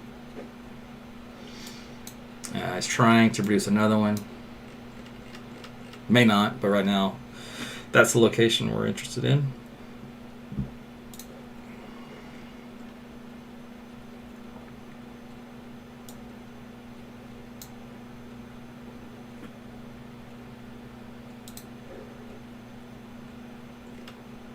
Okay, so remember how I told you they had to fix it? And this is what they did. Alright, so that was the original box that came out with the line for direction this way. So what they did is they drew another box like so to take over for that oopsie. So that'll be that'll trigger all the apps and devices in this area for a tornado warning. So I'll go read the latest information on that one. Let's see here. Movement to the northeast at 45 miles per hour. The warning goes until 1:15 in the morning. In the afternoon. My brain doesn't know what day it is, what time it is. Let's see. Skytook, Ramona, Talala, and Vera. Again, the communities involved. At this storm, as we mentioned, the dates or the times 12:56 and 1:09. All right. Nothing's tightened up there on that view. Check this one out. Nope. Still a little bit of a notch here. So that's why I'm saying still think something may happen here in Tulsa County from that one. We'll see. Starting to trend that direction.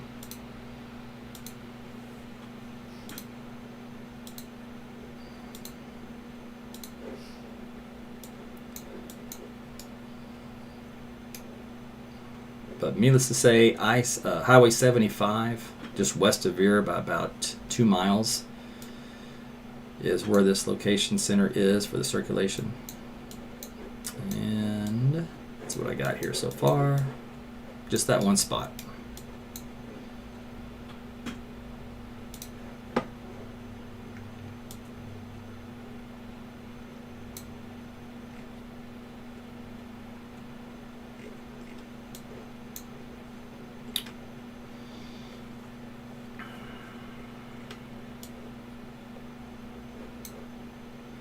So for right now, Tulsa just got a standard, typical garden variety thunderstorm coming in. Nothing too crazy at this point.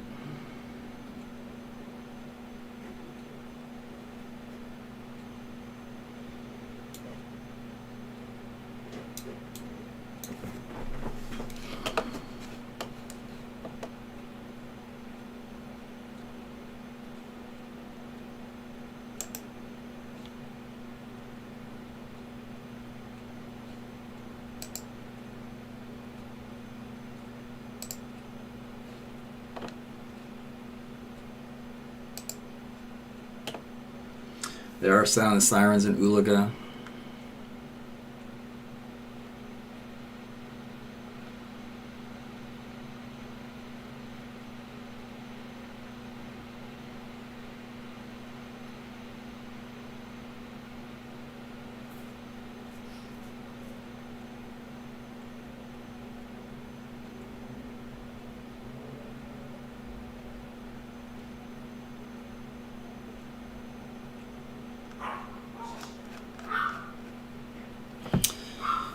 All right.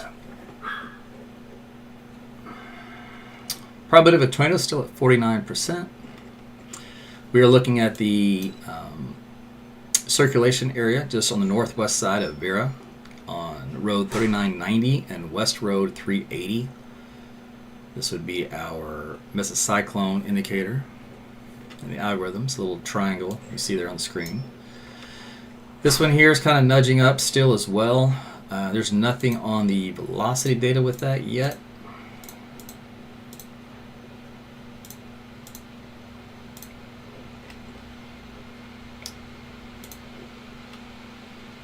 But we shall keep an eye on that one. Alright, so what we have here, I'm going to put this to one panel.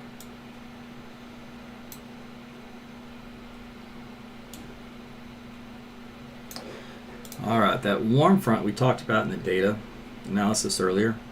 You have a dew point of 70. There is a boundary here with a southeast wind and a 70 dew point that is kind of curving up like so. So on a warm front, kind of notate it like this. It's either stalled, stationary, or just slightly drifting to the north. And in here is called the warm sector. So here we have a southeast vector. Here's a southeast vector. Looking at the wind barbs here on the screen, this one's more of an east vector. Here is a northwest vector. Here's a north vector. Let's see. So there's our, basically bottom is you have a little bit of a boundary up here. And this storm, if you noticed, was ingesting that tail end of the boundary right here. And that's what's helping it to try to produce the tornado. See, here is a 66 dew point with a east wind. The dew points were in the 70s just east of here. So see, it's not even really in the soup yet. 4 degrees is a big difference in dew point values from 66 to 70. That does make a difference. And actually we have some dew point values here of 73. So there's a 73 dew point there. Down here is a dew point of 68. So it's actually still not in the best environment yet. So when it gets east of here, and maybe it can tap into some dew points in here that are maybe closer to 70. If it can still kind of stay on that boundary, we'll see what happens. It might have a little better opportunity to produce a tornado.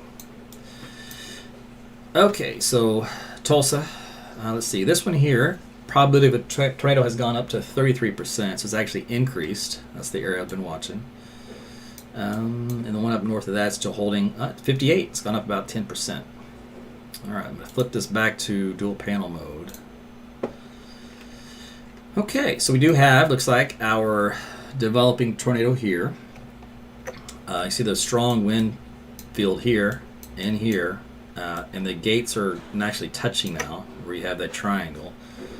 So if it's not happening as far as a small tornado, it's this close. There's our rotation product. Don't have a debris signature yet. There's our rotation product though. Let's see here. So it's at the cusp. Location on this one. Give me a road. West 300, so just south of West 300. North of Vera by 2 miles. West of North Road 4010.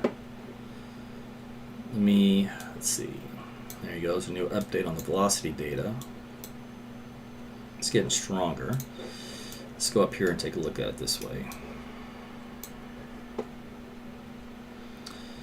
Yeah, there's 3,500, 3,600, 4,000. That's the bounding box of the circulation area. Let's see here. Wind speeds outbound from the radar is up around 70 miles per hour, inbound around 35. So again, this would be one of those EF0 to possibly EF1 tornadoes as far as strength goes, if it develops.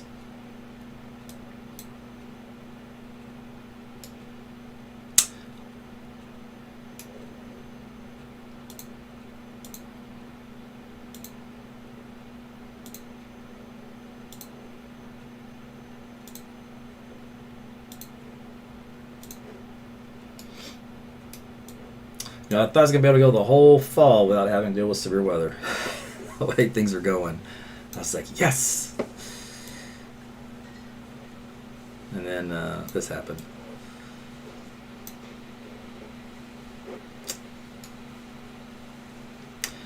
Alright, so okay, so there's the data. It's kicked up quite a bit more. Right along West Road 3500. And this is 4 miles northeast of Vera. This is east of Ramona, also by 4 miles. This is our developed tornado. It should be at this point, looking at that particular scan. It looks like you might be having a little bit of a debris signature showing up right here. I'm going to look at a different radar for that. But that's my indication on that radar view. Due to the range de-aliasing issues here. Yep. Alright. Let's go.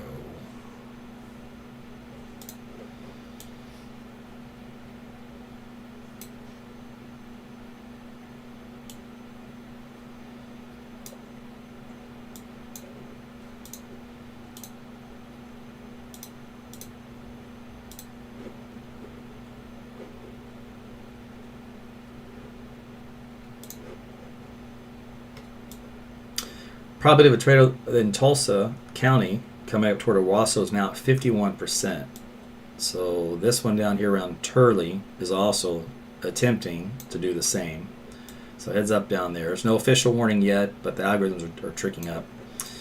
Okay, so back up here. Yeah, so we have a nice little gate-to-gate lock on this in the data.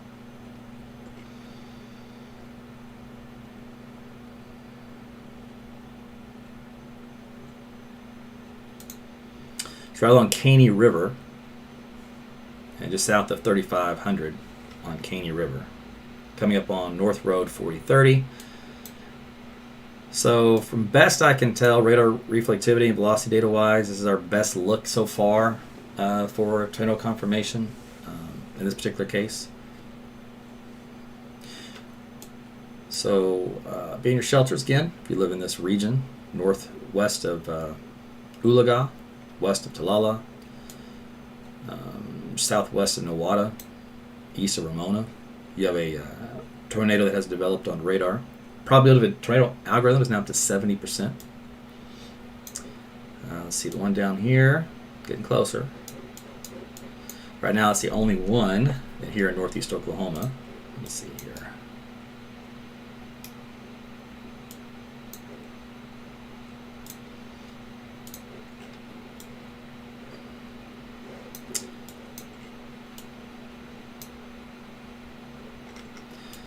Look at the one from Seminole.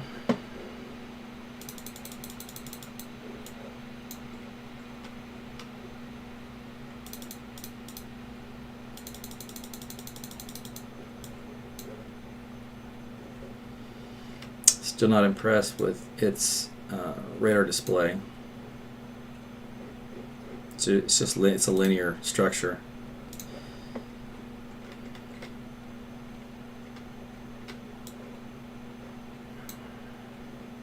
There is still a tornado warning they're keeping for it though. I just haven't seen indication that it's produced anything.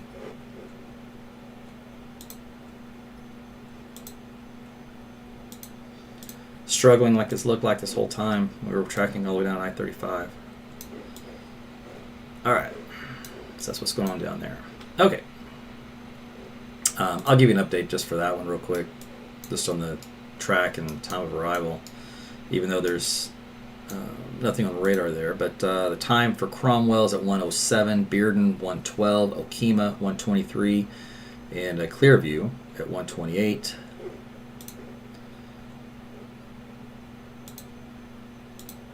Movement to the northeast at 41 miles per hour. Seminole, Cromwell, and Lima in the path of the actual storm itself. Warning goes until 1:30. So I kind of come back and forth. I'll drop back on this one on occasion to see if anything's ever changes in that. For right now, the storm right now that does actually have a TVS, tornado vortex signature, is the one up here north of Tulsa. Let's see, location, it just crossed over the county line. Okay, so still south of Bartlesville, by the way. So let's do this. Here's my deal. All right, so moved out of Washington County and is kind of on that, coming into Nowata County soon, but right over the Rogers County line. So just west of Talala.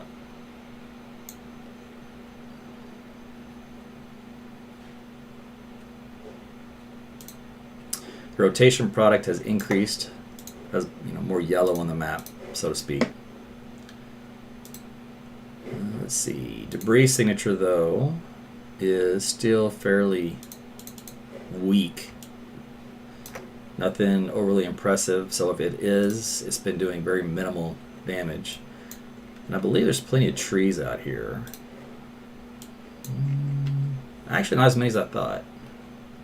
This land's actually mostly flat. There's only a few trees to hit. That could be part of the reason why I don't have much of a debris signature. It has to have something to pick up. But the probability of a tornado is now 81%. So again, that's the highest I've seen any algorithm so far today.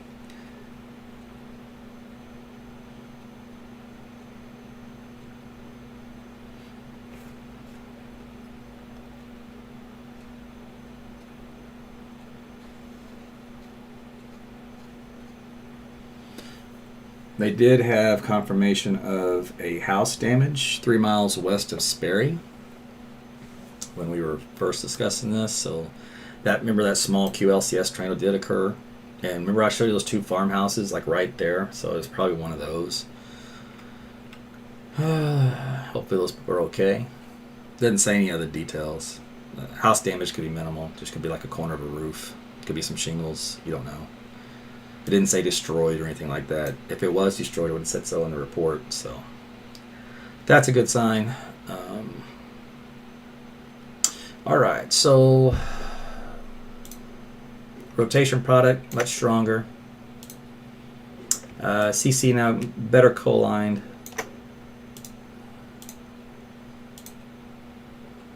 So confidence of a ground-based, touchdown is there.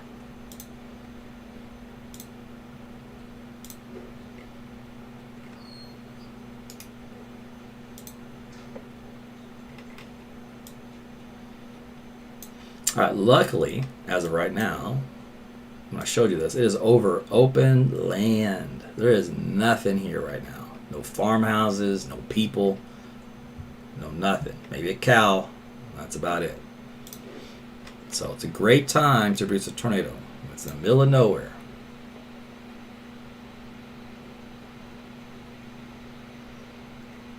That's a little program I looked at earlier. Did a really good job, I think, at hinting at that. Probably due to the warm front interaction. Let's see. This one, probability of a tornado is now at 65%, so it's gone up. It should have, according to the algorithms, crossing over that 50 point. It should have a better look to it on the velocity data, and it does not. I think it's missing the boundary interaction. See, this storm up here is actually on the boundary. This one down here is south of the boundary, but it's very close, though. So we'll see. What else we got?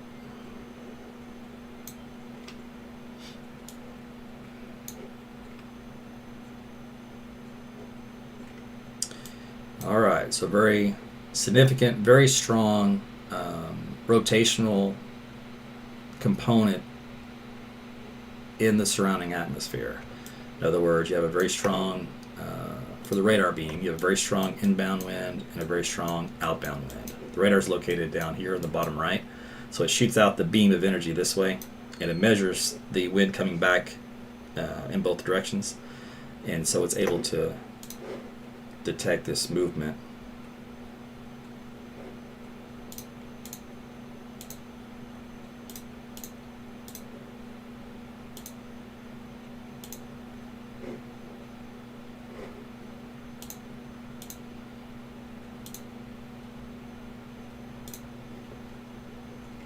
So as soon as it gets up to another major road, right now it's over feed road. Feed road for cattle, that's my guess. There's East Road 300 coming up and South 4080. That would be the next location, probably hugging close to the county line, back to Watova.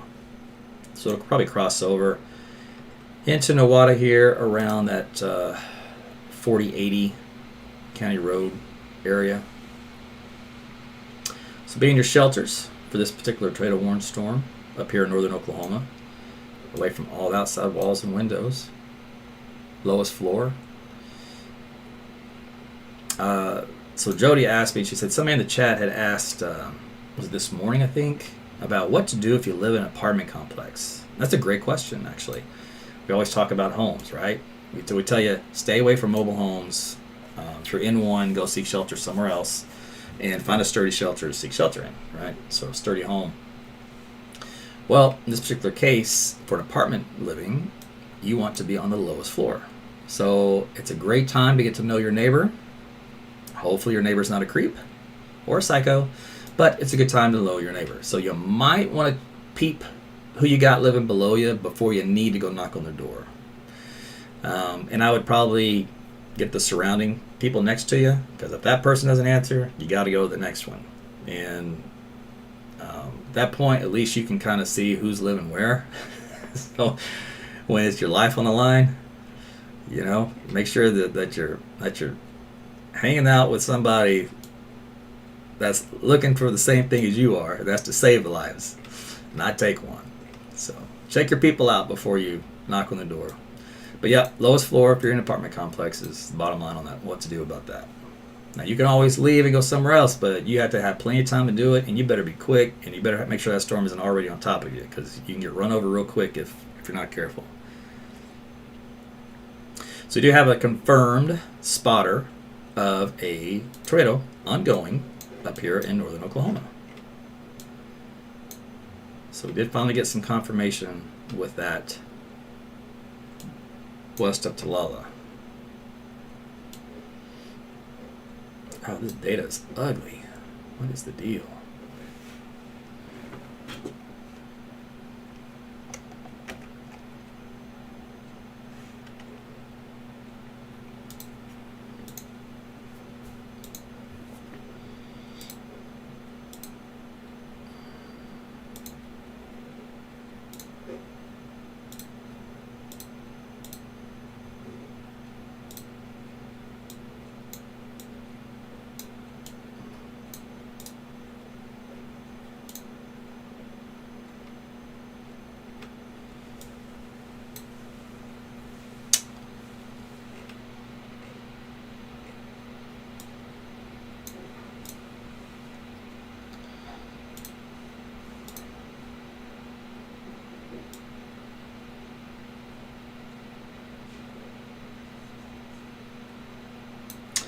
So this will be coming up soon, the line of storms on Ulaga Lake.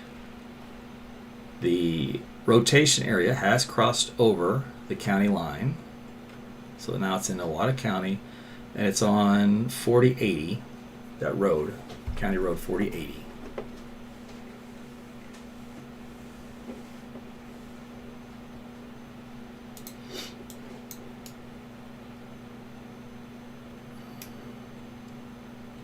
Probability of a tornado is still at 83%.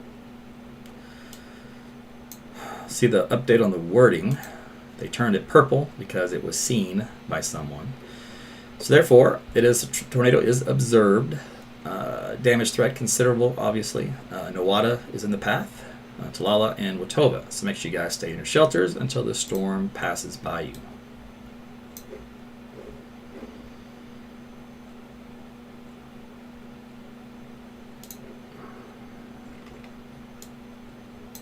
Really good gate-to-gate couplet here on the velocity data.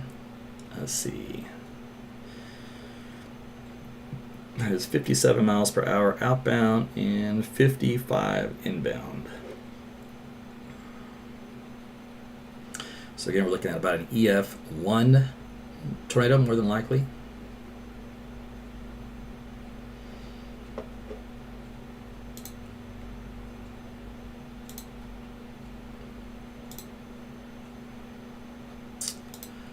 So an EF0, so let's just do that. Let's go over here to our chart.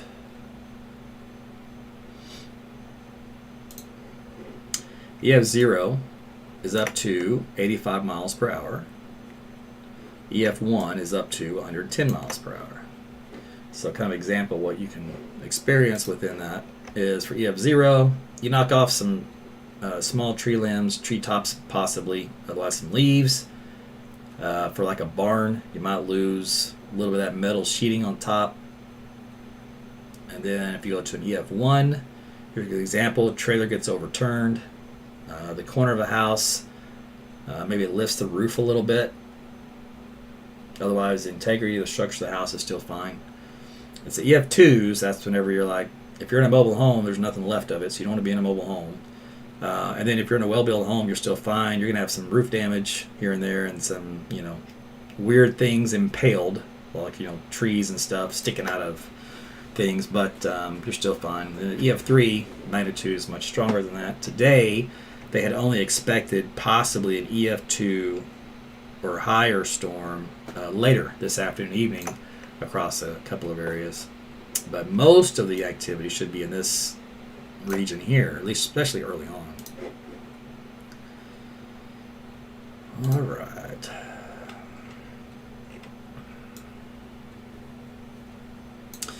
That one here in northern Tulsa, never did get its act together. Ramped up there on the algorithms, but the velocity data just didn't go with it. That's good.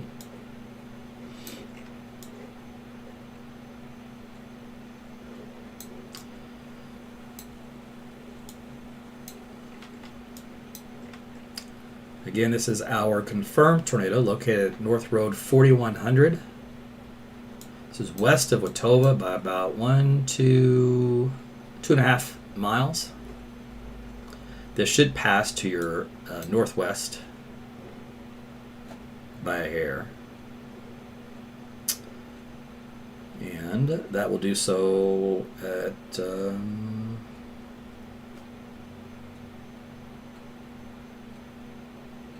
in a few minutes, a couple minutes. Let me go back to central Oklahoma real quick. Look at that one, Cromwell. Yeah, still nothing. It's linear oriented. I don't see any inflow regions to even talk about. So I let the thing go a long time ago for a reason, because it just wasn't worth discussing. Technically, it still is an official tornado warning, so if your app went off in that area, your no weather radio, you never disregard a tornado warning, just stay in shelters. I'm just telling you, I can look at the data and see detection-wise, there's just no circulation there. But you never want to disregard or ignore tornado warning.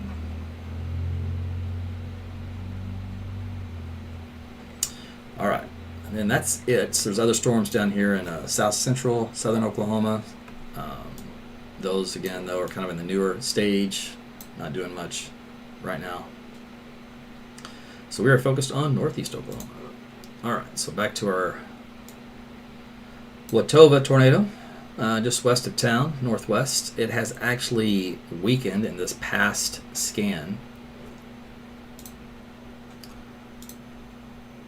The wind field not nearly as strong, and I don't even see any residual left of any debris signature at all. So, my estimation, it has already lifted, and probably still a nice wall cloud. May even have a little finger funnel or something, but I do not detect anything ground-based at this point.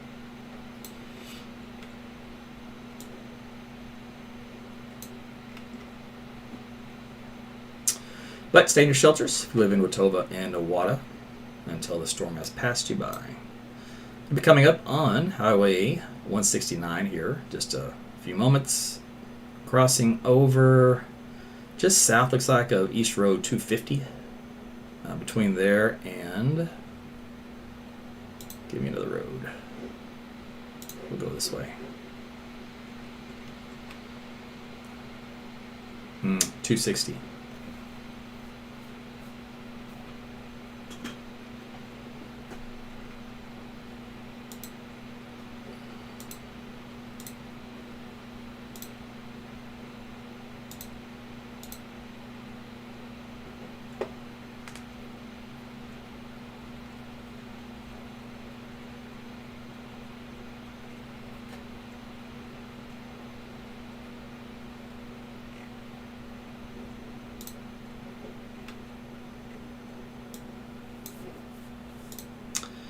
Okay, so let's go see something.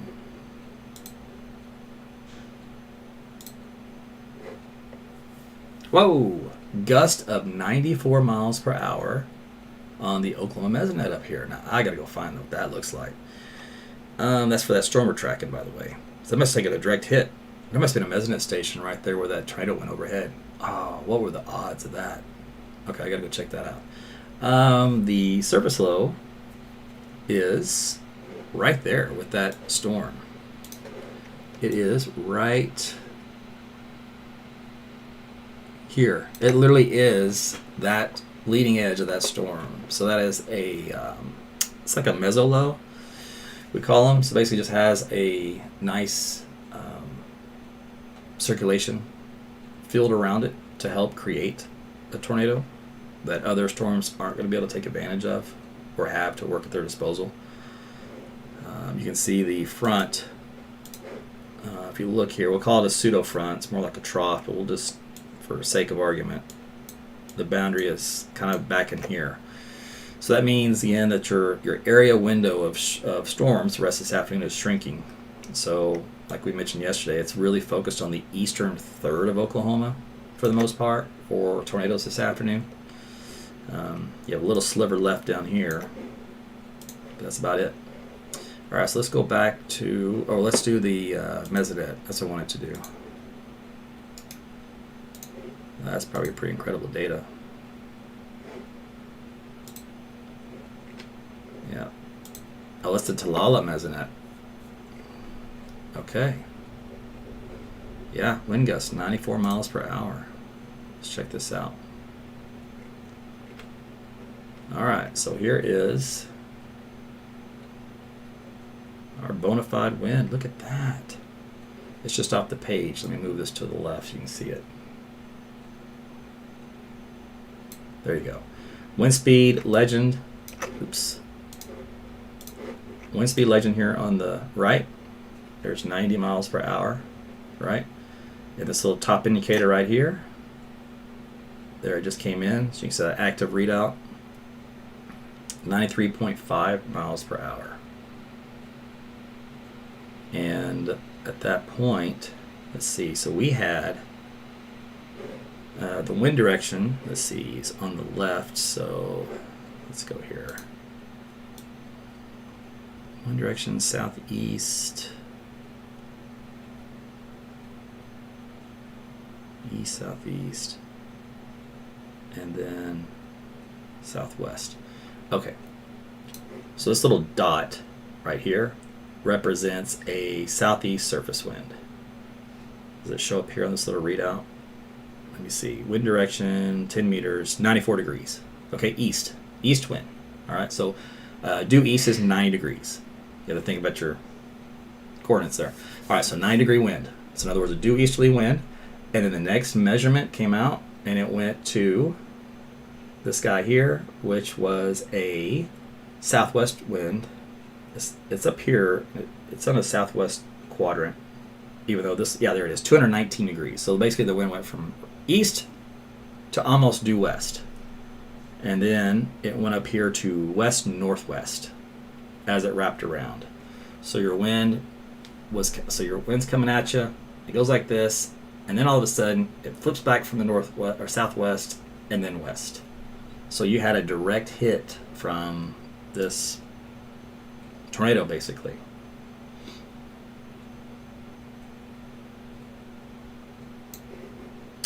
So let's go see that. I should have.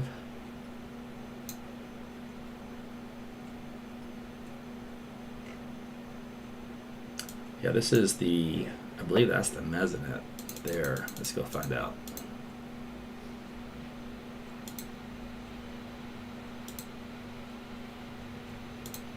Okay.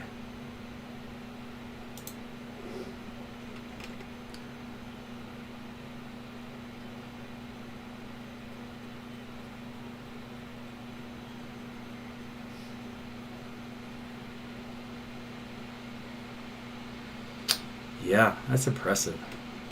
So basically it just skirted the mesonet station. So we think of it this way. Where's my little low? Right here. All right. So we had our tornado approaching, and that's going to pull in this easterly wind right into it.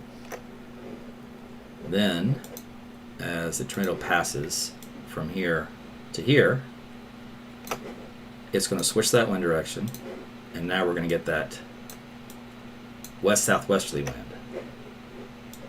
And then, as it pushes on by to this direction, and now you're going to get that northwest wind.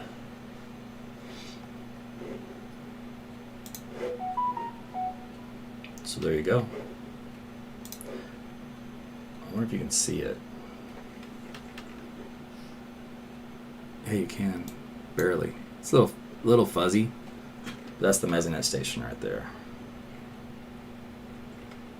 So that's the one that was just grazed by that tornado with a 94-mile-per-hour wind.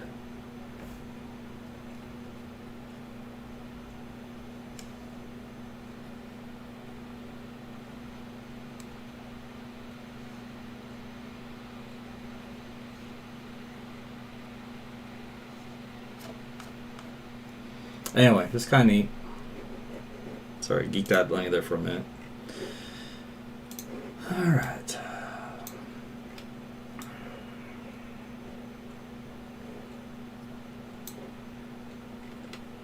Oh, so we can go back to our chart, right?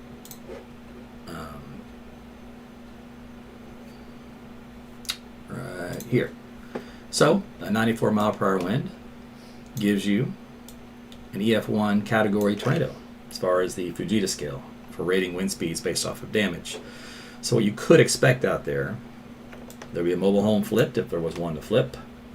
If there was a house there, you might have a little bit of a minor roof damage on the corner or so. You can have windows broken, exterior doors damaged, mobile homes badly damaged, kind of a deal. So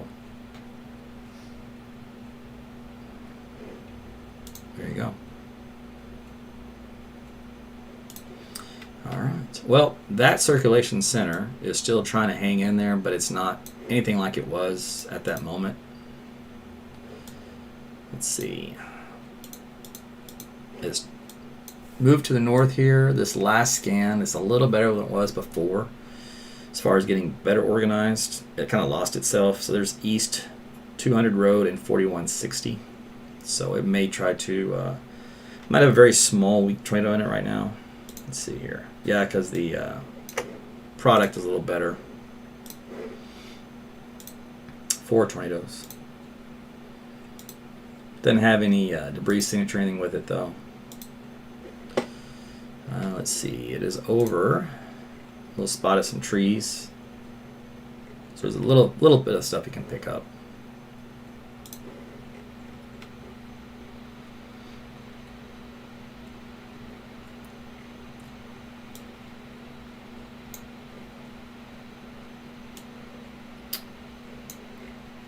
All right.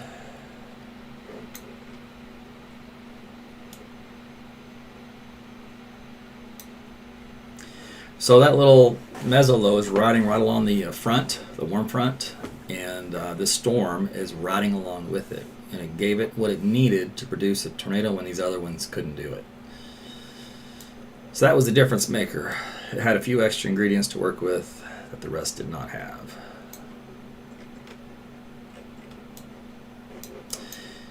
All right. I'm probably going to let this go here in a few minutes unless it re-intensifies. And then I'll end up signing off probably for the rest of the afternoon unless more tornadoes develop. Let's see, this is a new warning indication update. Severe storm capable of producing a tornado located 4 miles northeast of Nowata, moving northeast at 45.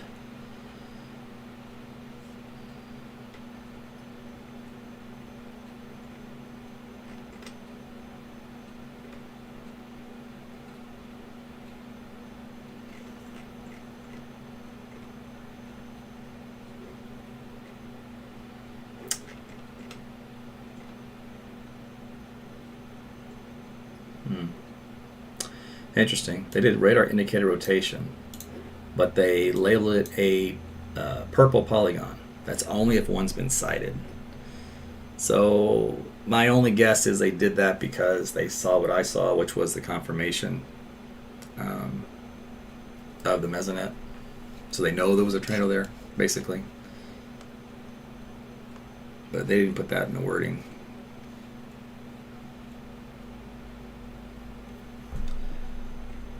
Okay, let's see.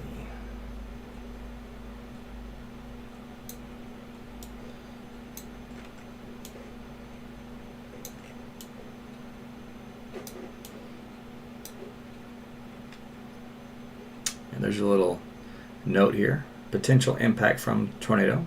Mesonet was near the radar indicated circulation with an observed pressure drop. You know what? I didn't even look at the pressure drop. I was so focused on the winds. Let me go back over there.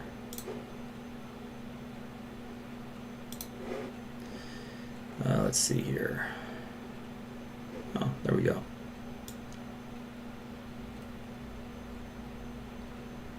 Right there. So when the tornado started to approach, the storm started to approach, the pressure went from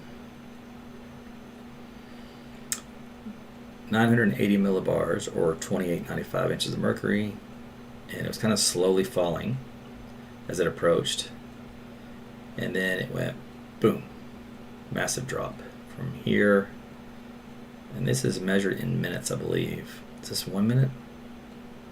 That's a 5 minute. These are 5 minute updates. So in 5 minutes, it dropped all the way down to 2877. And then as soon as it passed,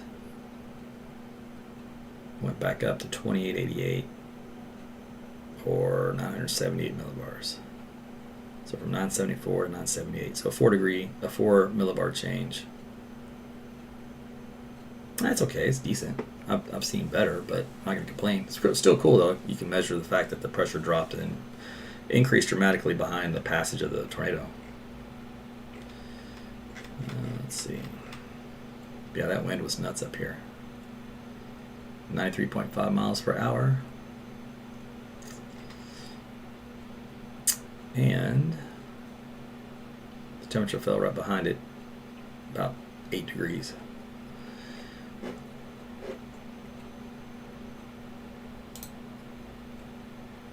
Oh, I could do a 1 hour. Oh, that would have made this easier to see. Maybe. Let's see. Didn't like 1 hour.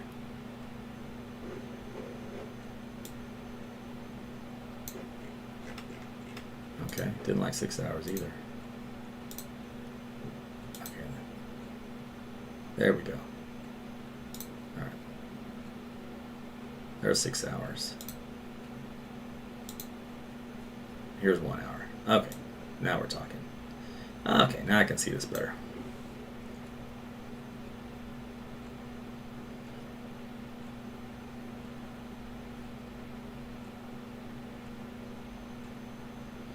Anyway, so this is where the wind speed went up from beforehand. It was around 13 miles per hour, and then 19 miles per hour as the storm approached, and then jumped up to 93.5 miles per hour.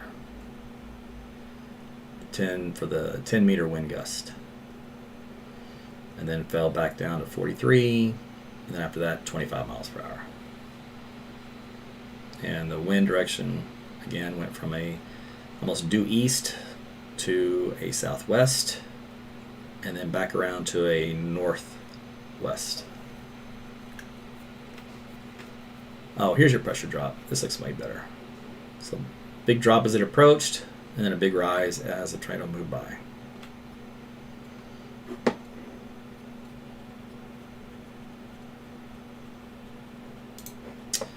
Okie dokie. Let's see here.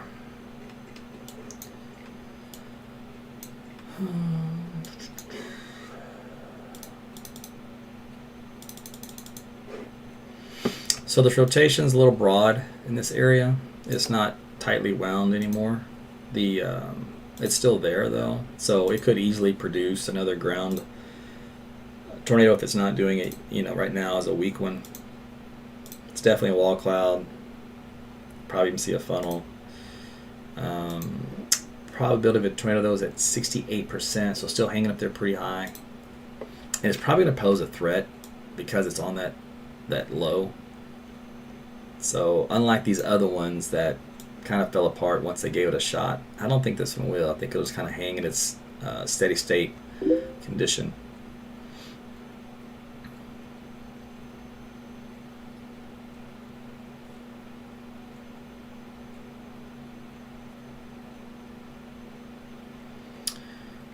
Alright, so we've got going on right now. That's it. It's the only game in town.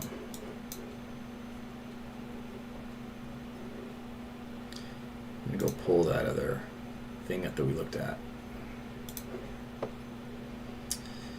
Alright, so this little guy here hinted at some rotation, but it had it in southeast Kansas, not Oklahoma. Let's see if the prior...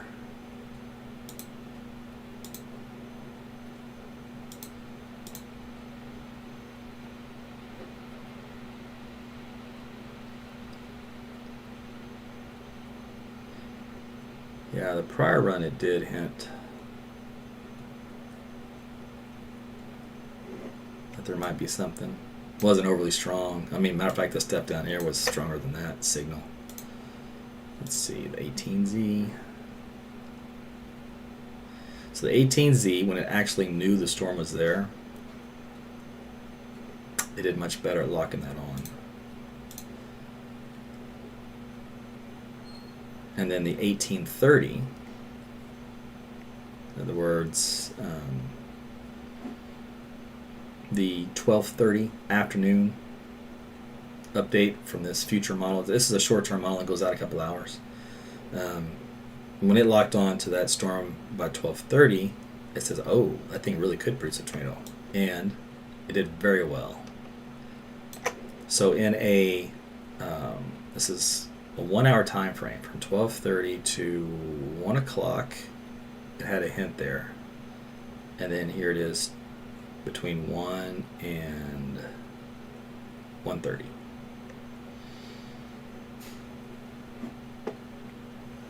So there you go.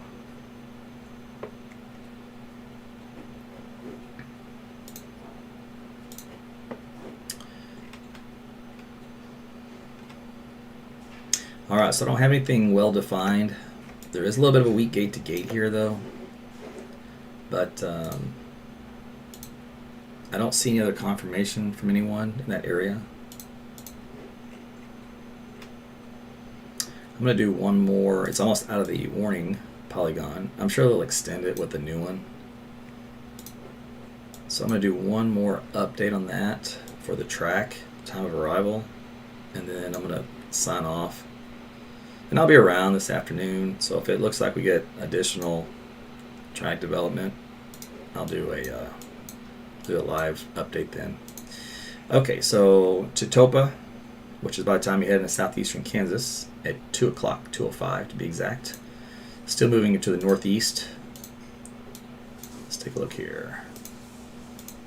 At 43 miles per hour. And that's it. That's all she wrote. So if you live up here in west of Welch, around Watova, you will be in the path of this particular storm left over, which has had a history of producing at least an EF0 to EF1 tornado. That is it. Other storms here in northeastern Tulsa County moving out for Owasso, Catoosa, standard stuff. Looks like we do have a new warning way down here to the south. I guess I'll go take a look at that real quick. Okay.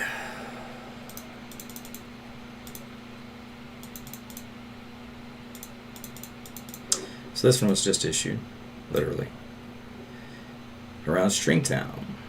Now this has a weak circulation area around 7,000 feet.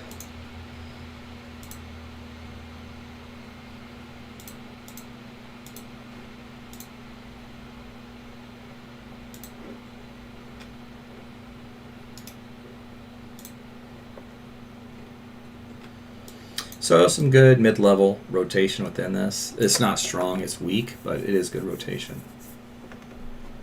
There'll be a tornado watch issued, by the way, for western Arkansas as this activity continues to move into your area. All right, let's do a quick update on the track for this one.